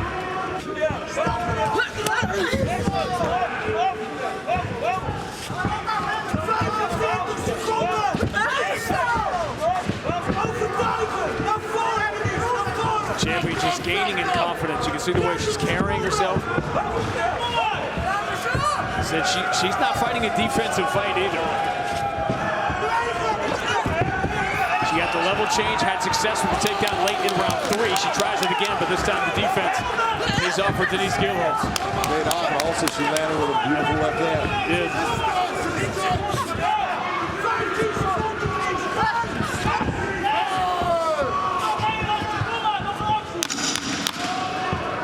This is going to be an interesting round to call and a potentially very close fight. 5 minutes to go. There's certainly discussion about some of these rounds enough that if you're the champion right now, you can't think you have it put away. No, you need to absolutely go after winning this round. 2 world champions going into round 5. Oh! That's the best shot Gilholz has hit since the opening minute. Juliana's still there. It's not going to hurt her that bad, but it definitely knocked her off balance. And again, the champion is walking into trouble here.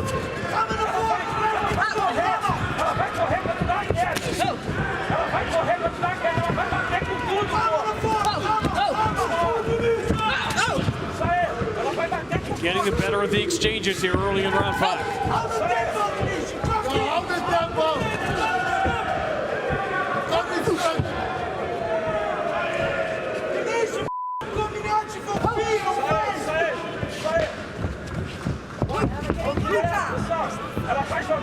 Circle to the right, circle to the right, circle to the right. If something works, stick with it. It's the right game plan. Stay away from that power hand.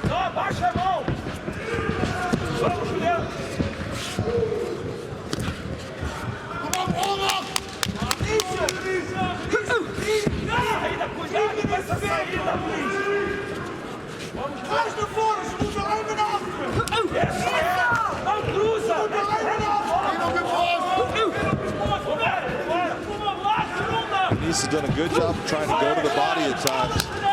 Really hasn't seemed to slow Juliana down at all, though. She seemed to start that midway through the fight. Very good. Landed to the body and then up top. So we want to be an MMA judge. Everyone thinks it's so easy. Slip. That was just the almost cost her. Yep. Nice right hand.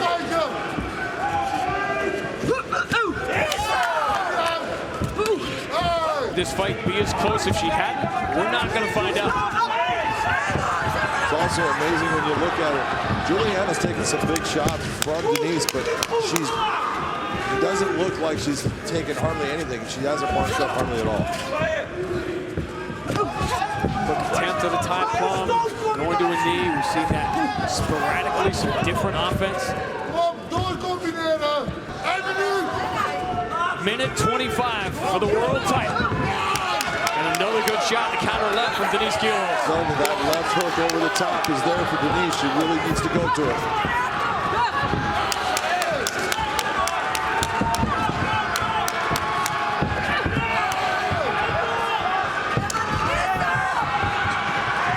Tries for the level change, doesn't get it. Denise Gilholz keeps it where she wants it for the final 35 seconds.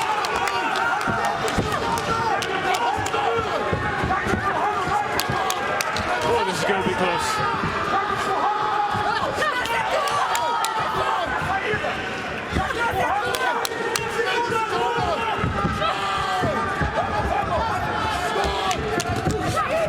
Juliana Velasquez is teaching a lot of people what a jab will do in an MMA fight, though. That jab has been a difference maker in this fight for her. A fight befitting the world title goes the distance. Ladies and gentlemen, having gone 5 full rounds in this world title fight, we'll go now to your 3 judges at cage side. Your first judge, Marcel Varela, scores the fight 48-47. He sees the fight for Velasquez. Your second judge at cage side, Brian Miner, scores the fight 48-47. He sees it for Kielholz.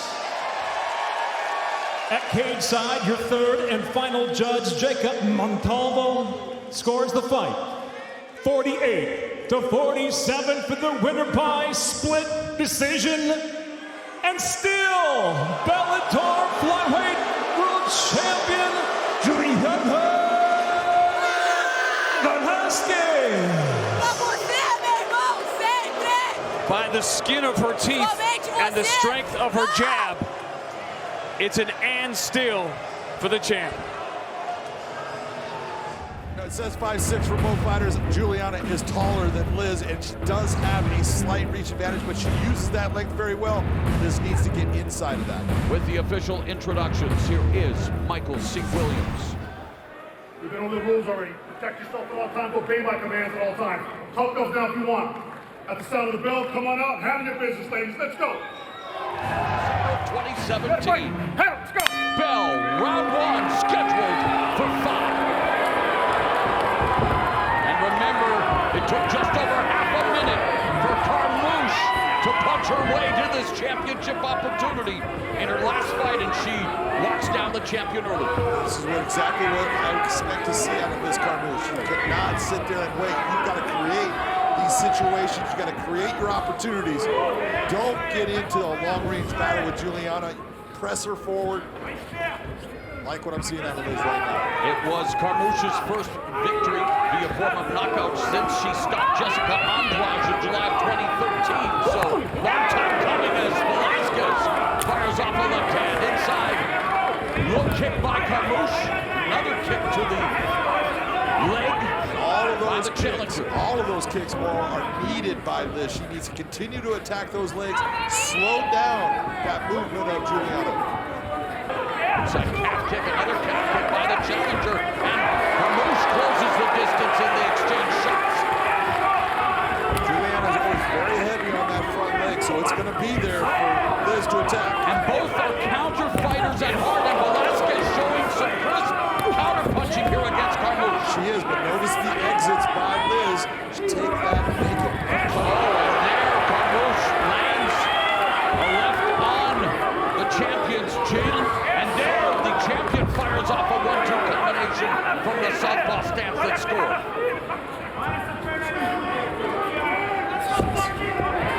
High kick by Carmouche. Both of them have to be careful, tuck those chins. 10 seconds, Carmouche catches the kick, clinches with Velasquez, both known for savvy work within the clinch, but the clock will run out in the opening round. She needs to get back to it. And Velasquez might want to dip into that arsenal as well, as we've seen in the past. Of course, she is a judoka. Carmouche is a 10th. Oh, wow! By Juliana. And dropping Carmouche in the second round, the first knockdown of the fight. And now another 1-2 by the champion. That was a clean, straight down the pipe left hand by Juliana. And Carmouche bouncing right back to her feet, but she's tasted the power. Going upstairs with a high kick. Velasquez, 12-0 with 4 knockouts. Carmouche has tasted the power, now looking for the takedown. That's her first takedown attempt, and she secures it. Very nice job by Liz, and this is something she needs to do. Good job of trying to lace the legs here. She's trying to figure 4 of those. We'll see if she can get to it. She does. Make big differences. You see her trying to get that, lace that arm. Now she's got that arm where she can hold it with the right arm. The champion not panicking. Velasquez up against the fence, going to get back to her feet and does so. Just over 2 minutes left in the second round, so Velasquez back to her feet, but it's still Carmouche putting the pressure on her, putting all her weight against her on the fence, and delivers a knee to the inside thigh. Another knee by Carmouche to the champion. Champion's in there with that wizard. Many times judokas love the wizard, even over the underhook. An old school veteran on Arthur. The foot stomps. And every time we see foot stomps, we've got to give a shout out to the king of the streets, Marco Huas. I think it's in the contract, John. A minute and a half remaining in the second. Carmouche doing whatever it takes to keep the champion off balance. But it's champion now. Velasquez has Carmouche against the fence. Nice job by Juliana to switch the position. You see Liz digging that underhook. Beautiful knee to the body. And the clinch is an area where a lot of pundits were interested in seeing what would materialize, and we're seeing it unfold here with just over a minute left in the second round. Well, like we talked about it, Liz Carmouche is possibly the strongest 125-pound female fighter to fight. I think Juliana is second.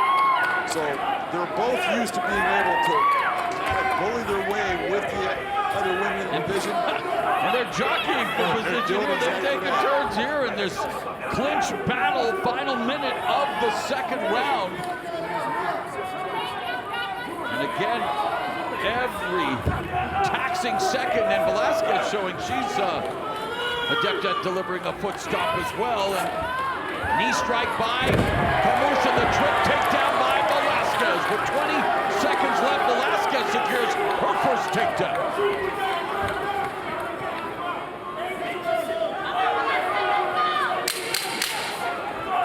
Carmouche very comfortable on her back, of course, with training 10th Planet Jiu-Jitsu black belt, Eddie Bravo and company.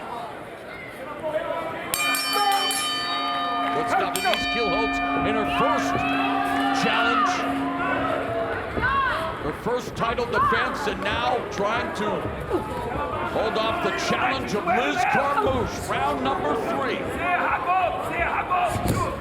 Calf kick by Carmouche. Big John has it even heading into the third. Of course, the fight would become official after this third round.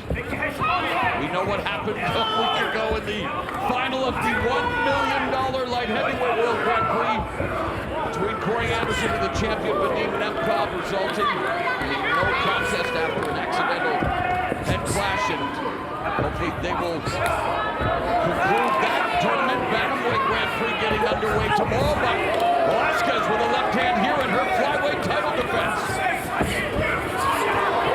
And Carmouche has to be careful, John, when she comes in, because her chin is exposed. Absolutely, sir. Her chin's starting to get a little high when she comes in, as she's throwing her shots, and you're starting to see a change in the momentum of this fight. Look at who's moving forward now. Yes, the champion. Look who's on their back foot. There's another solid left hand that connects for the champion Velasquez. That was a clean, straight shot. Liz really needs to start to change this up, because she's starting to eat that left hand repeatedly, and now you're seeing Juliana, as we talked about before, she will go downstairs to the body, set it up, and come back up top. Velasquez left hand. Result of the long takedown, the knockdown, but now a takedown by Carmouche. Important takedown for Carmouche. Look, she was starting to lose that stand-up, clearly lose it. She needed to change the aspect of this fight. That's what she's doing with this takedown. Let's see what she can do. She's only got a minute left. Yep, and it's her second takedown of the fight. The champion delivering some elbows from the bottom. And right now, she got the takedown. Great technique, got it there. She hasn't thrown one strike. And Juliana, although they're from her back, she's throwing the elbows. She's the one that's being the aggressor. Gotta be careful about those elbow strikes to the back of the head, but they're legal. That's right to the top of the head. That is clean. Under 30 seconds left in the third round. Close guard of Velasquez. Wide base by Carmouche, but her posture being controlled effectively by the champion.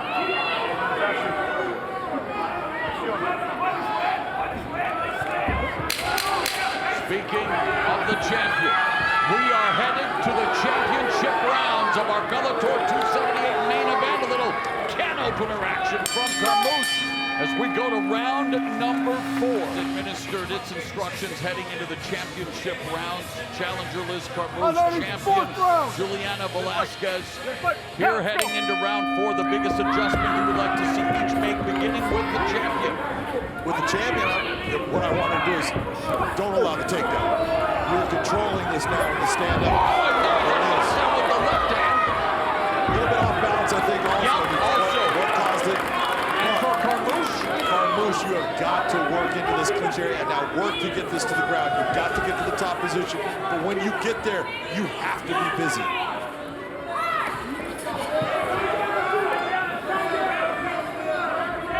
Position, start to control where this fight's going to be. well, we've seen in the past where Liz Carmouche comes on late to take rounds, and that may be the case here now. Under 3 minutes left in the 4th, and again, she eats that left hand down the middle, needs to take her head off center line, tries to attack the legs of the champ. She's leaning back. You don't want to be in that position because you can only lean back so far. If Juliana makes the proper adjustment and brings her feet into play, that shot's going to land. She's going to be off balance. She'll end up on the ground. Left hand, this one to the body of Carmouche. That's the midway point of the 4th.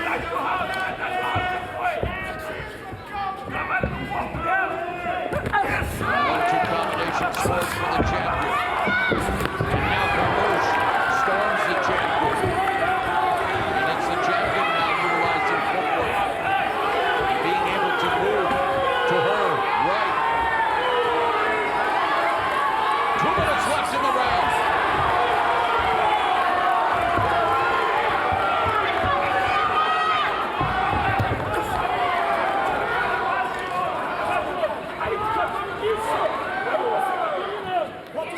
Good timing by Liz to take advantage of that left hand that Juliana threw.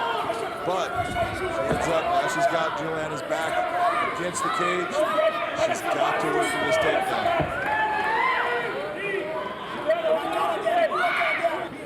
1 minute left in the 4th. Velasquez puts Carmouche on the fence, and it's this gritty battle for positioning. And Carmouche spins Velasquez to the canvas. Caught that leg, controlled it with that spin. Beautiful takedown by Liz.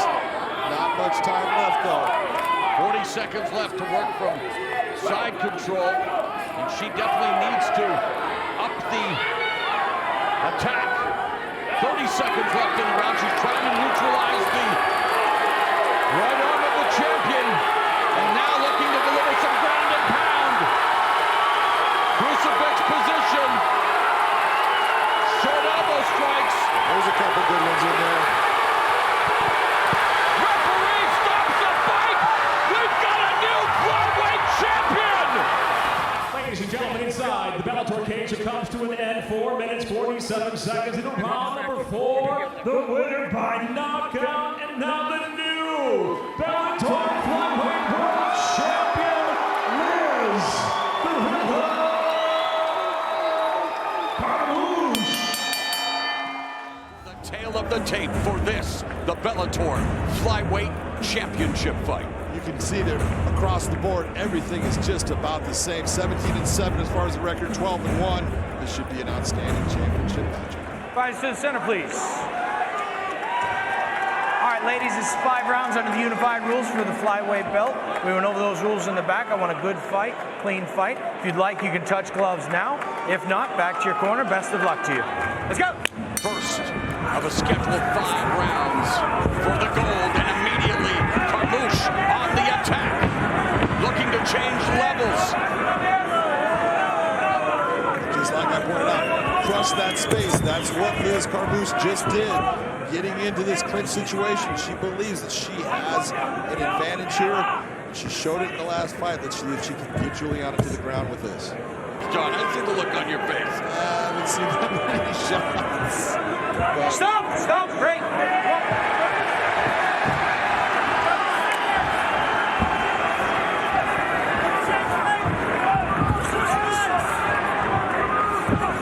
Carmouche again. Attempting the takedown. Well defended by Velasquez. May not be liked by the fans, but this is a smart game plan by Liz Carmouche. Getting a takedown, very nicely done. And Carmouche says her wrestling is something that she feels stands out against any opponent she's ever faced, and she ends the round in full mount. Round two. We begin round number 2, and Carmouche takes the center of the cage, but there's the linear striking of the former champion, the southpaw Velasquez, the 1 and 2, forced to retreat though, and again pressure being put on by Carmouche, snatches a single and puts Velasquez back on the mat. Smart move by Liz Carmouche. Look, she's putting a lot of pressure. She's taking a chance, but she's got to take that chance against someone that's got better stand-up than her overall. Carmouche underhooked by Velasquez, and then she turns the tables on Carmouche, but it's been battle of position, jockeying, and as you mentioned, John, a lot of energy being expended, and their body shots by Velasquez.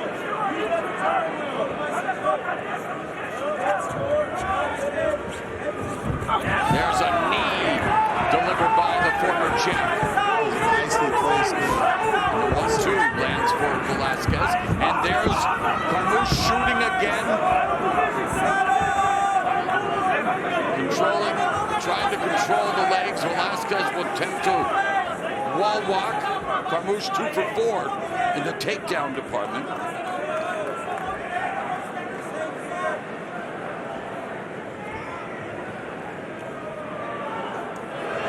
Big advantages are taken, so you don't want to take a fighter out when you have an advantage of the position. This is what you should see Liz do. Start to move herself right into. Nice job. There, right into full mount. Well done by the champion, Liz Carmouche. Not only well done, so physically strong to do that. And now, with a minute and a half remaining in the second, can Carmouche capitalize on this dominant position?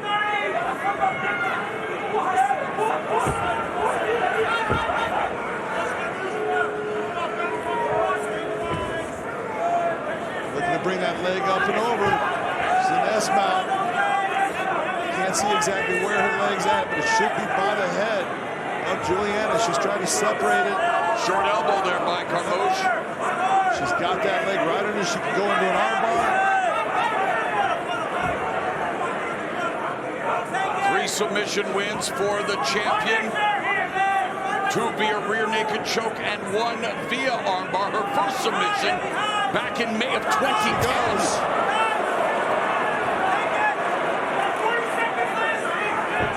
That's a lot of pressure on that. There you go. There's a tap. No doubt this time. Liz Carmouche retains the Flyweight Championship with a submission win over Juliana Velasquez. Ladies and gentlemen, inside the Bellator cage, it comes to an end of 4 minutes, 24 seconds into round number 2. The tap by way of the arm bar by submission. She is still Bellator Flyweight World Champion, Liz "Gorilla" Carmouche. Carmouche loses the fight. She does lose the title. You know, we've talked about this before. I got to go to the weight. Look at that, 125 pounds. That is Liz Carmouche. That is championship weight. She's the champion, and she did what she was supposed to do. 126.2. Deanna Bennett missed the mark, and that is it's just a crumb. All right, ladies, 5 round for the Bellator Women's Flyweight Championship of the World. Conduct yourself like champions at all times. Obey the rules we went over in the dressing room at all times, and obey my commands at all times. Fight hard, touch them up if you're going to. Here we go. Off right here. Ready? Ready? Let's go to work.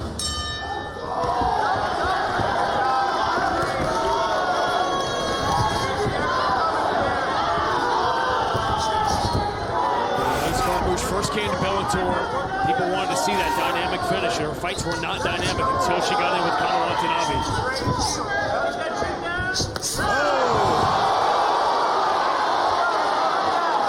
Look at her go right into trying to trap Bennett. Liz Carmouche talked now. Deanna Bennett missed weight by a mile for the first fight. Liz Carmouche talked about making her pay for it. This fight actually had an impact on the fight. I thought she thought it made it, much more difficult on her in certain situations that she had weight. She did not go through the struggle of trying to lose weight so much as the way she felt about it. So she was not happy. And then when this one happened, it was just another jab at her, in her opinion, that you didn't make weight for a championship fight. Doesn't make sense to me. And another reason that she takes it so personally is that she's probably more comfortable at 135 than at 125. Liz is. And so she's putting in all that work. And then absolutely. Deanna deciding to try to push her back towards the cage. Liz can use this position to get herself either back to her feet if she wants, try to get her back up on the cage.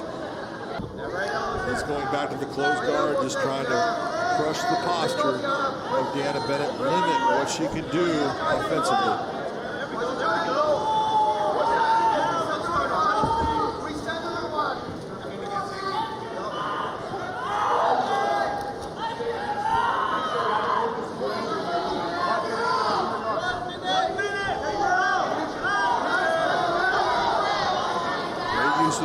Inside, see that foot into that hip junction area. That's not easy to deal with. Deanna doing a good job bringing her hips down heavy. You see those legs bent like that. That's her trying to keep herself from being elevated.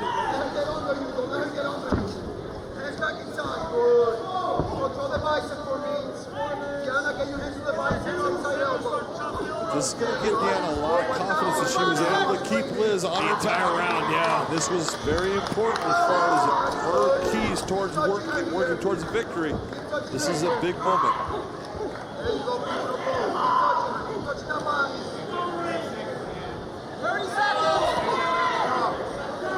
remember that first fight in the second round. What's in the back of Deanna Bennett's mind is Liz Carmouche rolling out of a position like this into a heel hook. Liz has been hunting for a lot of different things. Deanna's been able to stop all of them. Yeah, she has.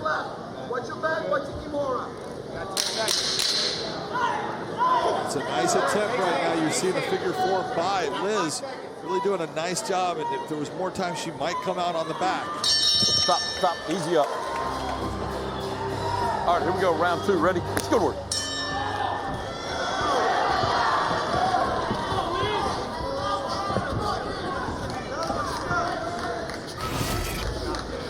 You take a look at that victory, it was a year ago now for Liz. Yeah, it takes away from what, she did her job. Right, she did exactly what she was supposed to do, but just the way it occurs, it can kind of take away from it. So it puts a bad taste in your mouth for the fight. Better shots from Liz Carmouche in that last exchange here, early in round two. And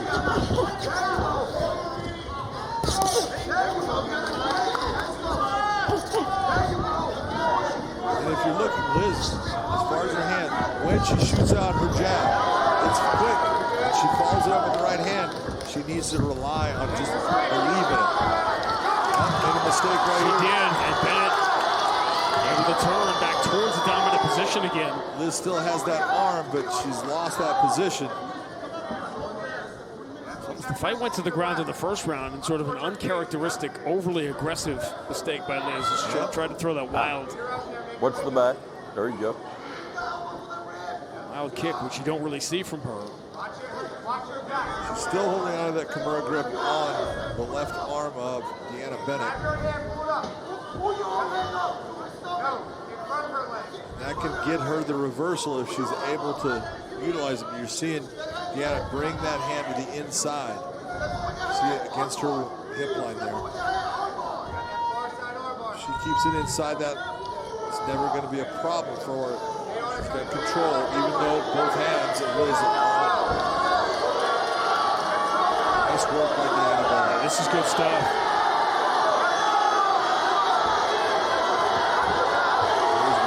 Back to her feet.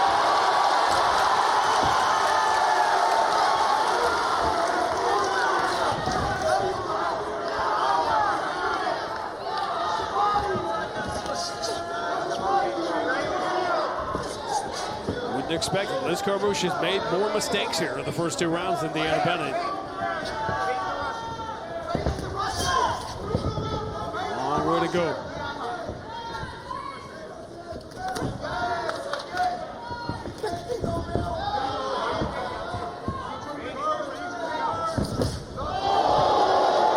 Nice low calf kick.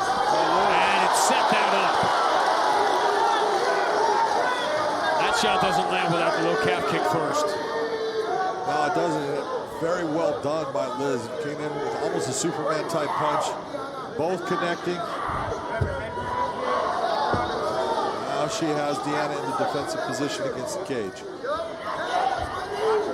And in a close round two, that's a significant turn of events.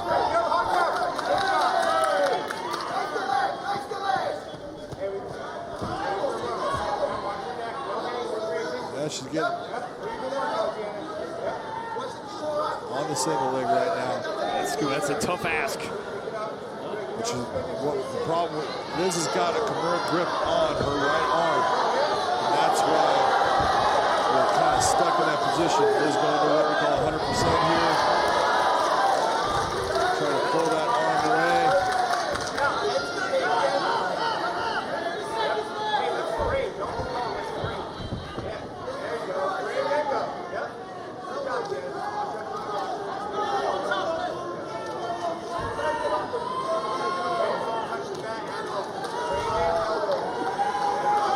Once again, Deanna Bennett coming out in the top position, which is crucial to her getting this win here tonight. This is a really close round two.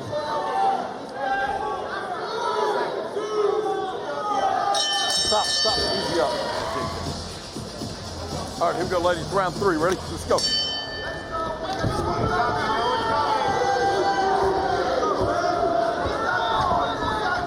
Even through two?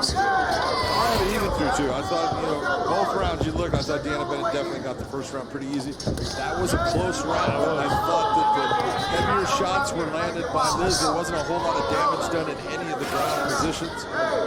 Take a look, she's got that little head movement, little side to side. Liz's head is right on the center line. Yeah, it is. Kind of what I was getting at is you think of her as sort of, she's this happy-go-lucky kind of fun wild, but she's fighting the more disciplined fight here, which is the last thing you would expect if you knew these two people. Yeah, I agree with you. Deanna's really using a lot of movement. Little movement of her head, side to side at times. Good shot. That was a clean right hand landed by Liz. So right there, you saw Liz plant her feet. She needs to slide her feet towards her opponent to make sure that that shot lands.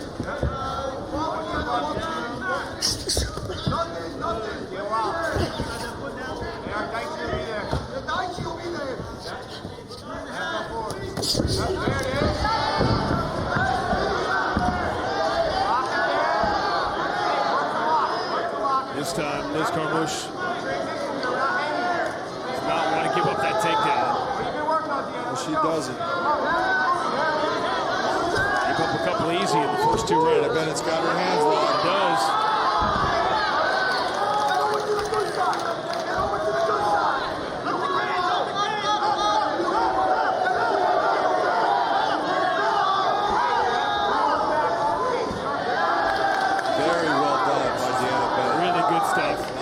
Systematically put herself in a position. You saw when she put her hand over towards the head. Liz knew she had to let go of what she had. She's utilized her striking to get into these clinch positions, get the takedowns. And when she's been in the top position, you see her working to do damage. Deanna Bennett drove to Connecticut to watch the Liz Carmouche fight, the rematch. Juliana Velasquez. Liz Carmouche called out everybody but her. Tried to raise her hand, said, I'm here, what about me? She's front and center right now. A lot of people don't realize that Deanna started taking on really good fighters early in her career. She's got big wins against, champions like Juliana Pena, against Jennifer Maya. She's got big wins. She can fight. And she's just gotten better, especially since she's been here in Bellator. She's really improved everything about her game. Not only her striking, but her grappling has gotten better too. She is winning this fight through 3 rounds. Stop. Different story tonight.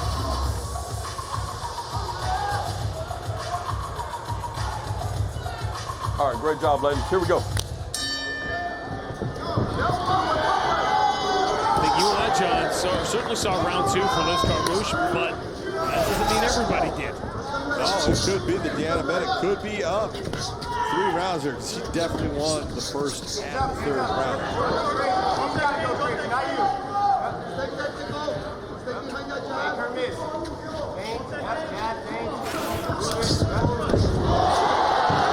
Good kick by Carmouche. Deanna Bennett off balance.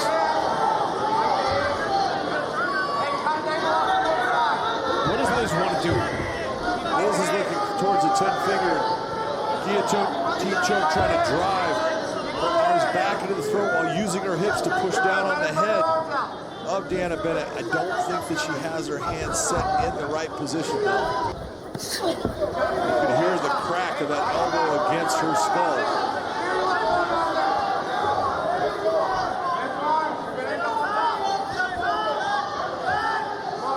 Carmouche trying to type that left arm of Deanna Bennett here. That's a much better look at what's going on. Well, she's also, basically, she's in a topside crucifix almost here. She's got the left arm of Deanna between her legs, controlled. She's got the right arm. See how she's got her arm inside of that, so she can pull it out when she wants. Not a good position right now for Deanna Bennett. She can take a lot of damage here, even though she's at the top. That's a smart move of her trying to step over the leg. But there's no room for her to step over. No, the entire thing is that cage is keeping her stuck.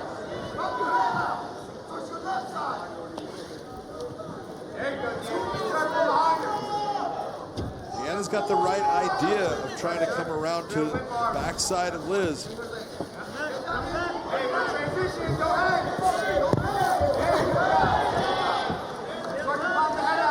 Head still down low.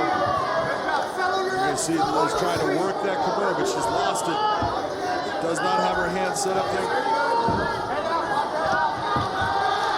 Liz Carmouche knows she doesn't have it.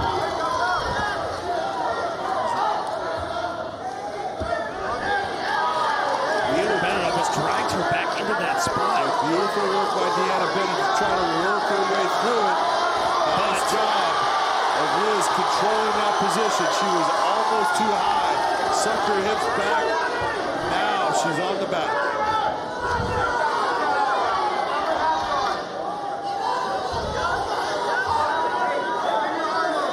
Suddenly in a mount position without much room to work. Well, she's in her arm triangle position. She can make that work possibly. That's a much better look at her head on the side of the elbow of Deanna Bennett.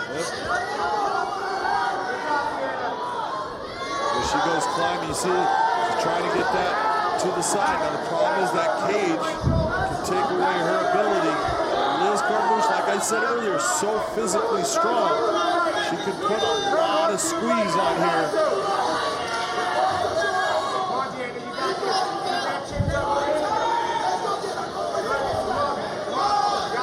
Liz trying to control it. Yeah, she's having That's it.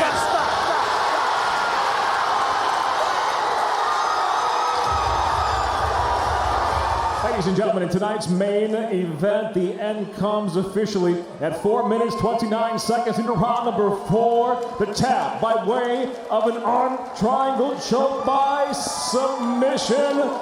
She is still the Bellator Flyweight World Champion, Liz Gorilla Carmouche. Title fights, Bellator 300, the gold rush, and ooh, what a rush it promises to be. Well, you can see the reach and everything the same, but it is the weight we got to talk about. More we'll talk about it. Ali Malay was unable to make that 125-pound limit for the flyweight title, so at 126.6, she can win, but she cannot win the title. You'll know the rules. I do expect a clean fight. Obey my command. Protect yourself at all times. Touch gloves if you want. Good luck to you both. You ready? Fight! The bell in round 1 scheduled for 5.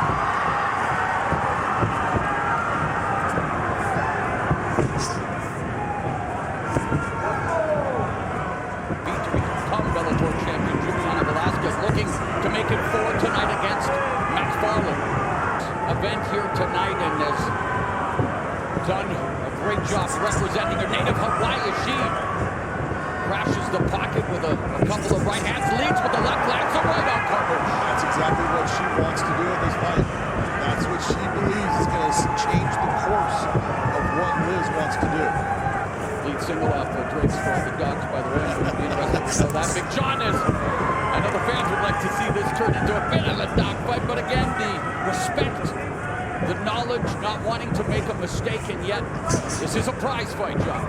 It is, and look, I know both ladies well. They're going to get after it. It's just a matter of, it's going to take one starting to take the advantage, and the other one will say, oh no, I'm not going to let that happen. And that's when we start to see the way, We saw Carmouche blitz Hana Watanabe, much more aggressive start against Juliana Velasquez in the rematch, and yet a very cautious start here to this, our first fight of the main card of Bellator 300.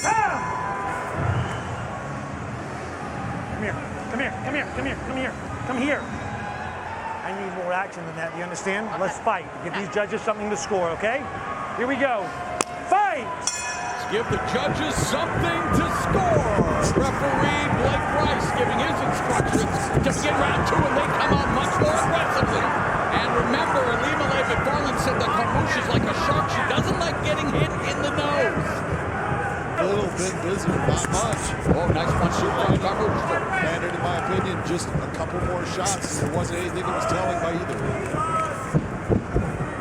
First, because of McFarland missing weight, so now we'll see it pick up here in the clinch. And oh, the right hand by Carmouche bouncing off the face of McFarland. There's a couple of shots landed by both here, but the best one being by Liz Carmouche.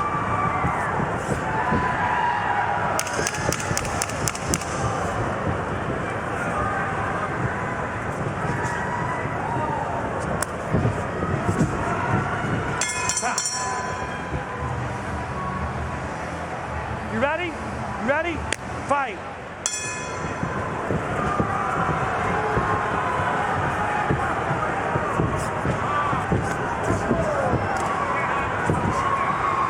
Aggressive start to round 3 by McFarland. Unable to land any shots yet. Aggressive, but and there's a right hand that landed.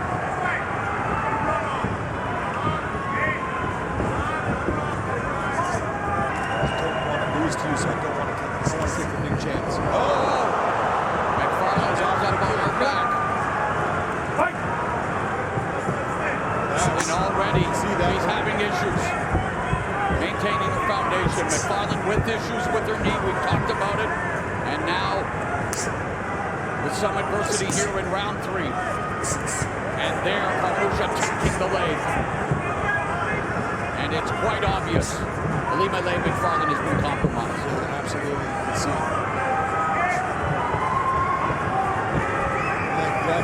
Left leg. Just saw a replay of it. It definitely gives in. And there's a calf kick from Carmouche. Looks like it could be an MCL, ECL type injury the way it went, but she's definitely had problems for the rest of the fight, stepping correctly with that leg.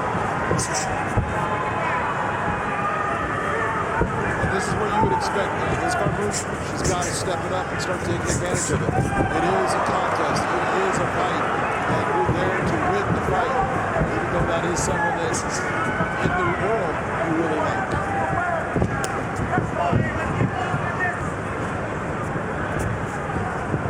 So this is where, if you're Liz Carmouche, you really start putting pressure on the middle leg. That leg. And she's doing that now with those kicks. Is there for you to take out. Once you have that leg compromised the way it is, it's been very difficult to really make it land with any power.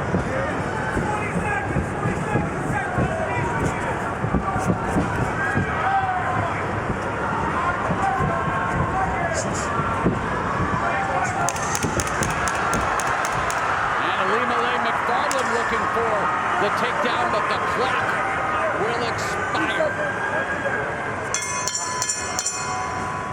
As we resume action, we've reached the championship rounds. Again, Liz Carmouche, win or draw, retains the title. If McFarland upsets the defending champion, the title will be vacated after McFarland missed weight. Here's where Ilima Lei just needs to start right Dudley, get after her. Put pressure on her, get inside the range, and start just putting shots on Liz Carmouche. Get to that takedown, work towards the takedown. Plunging in. Again, that lead leg gets chopped down by Carmouche. But Carmouche doesn't pounce on McFarlane. You can see, and this is why I said, when it comes to the grounding, they're very close, and both know how good each other is. So why am I going to go to where I believe I am even instead of being in a stand-up where I think I have the edge? It's actually smart fighting by this Carmouche. And again, McFarland, and Carmouche was dropped by that low kick from the champion Carmouche. So that has become the focus of her attack. The lead leg that has been injured, re-injured, I should say.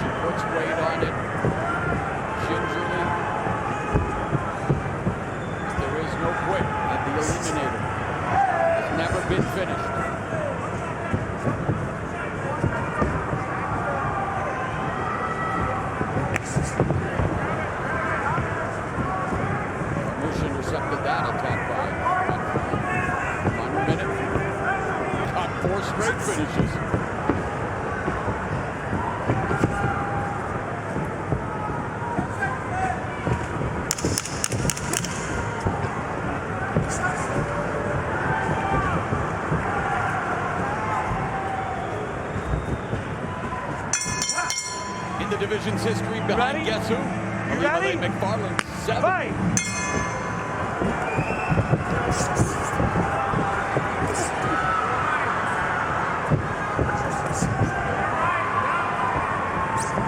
McFarland continues to come forward, John, but unable to do much, and now she is in, and it's over.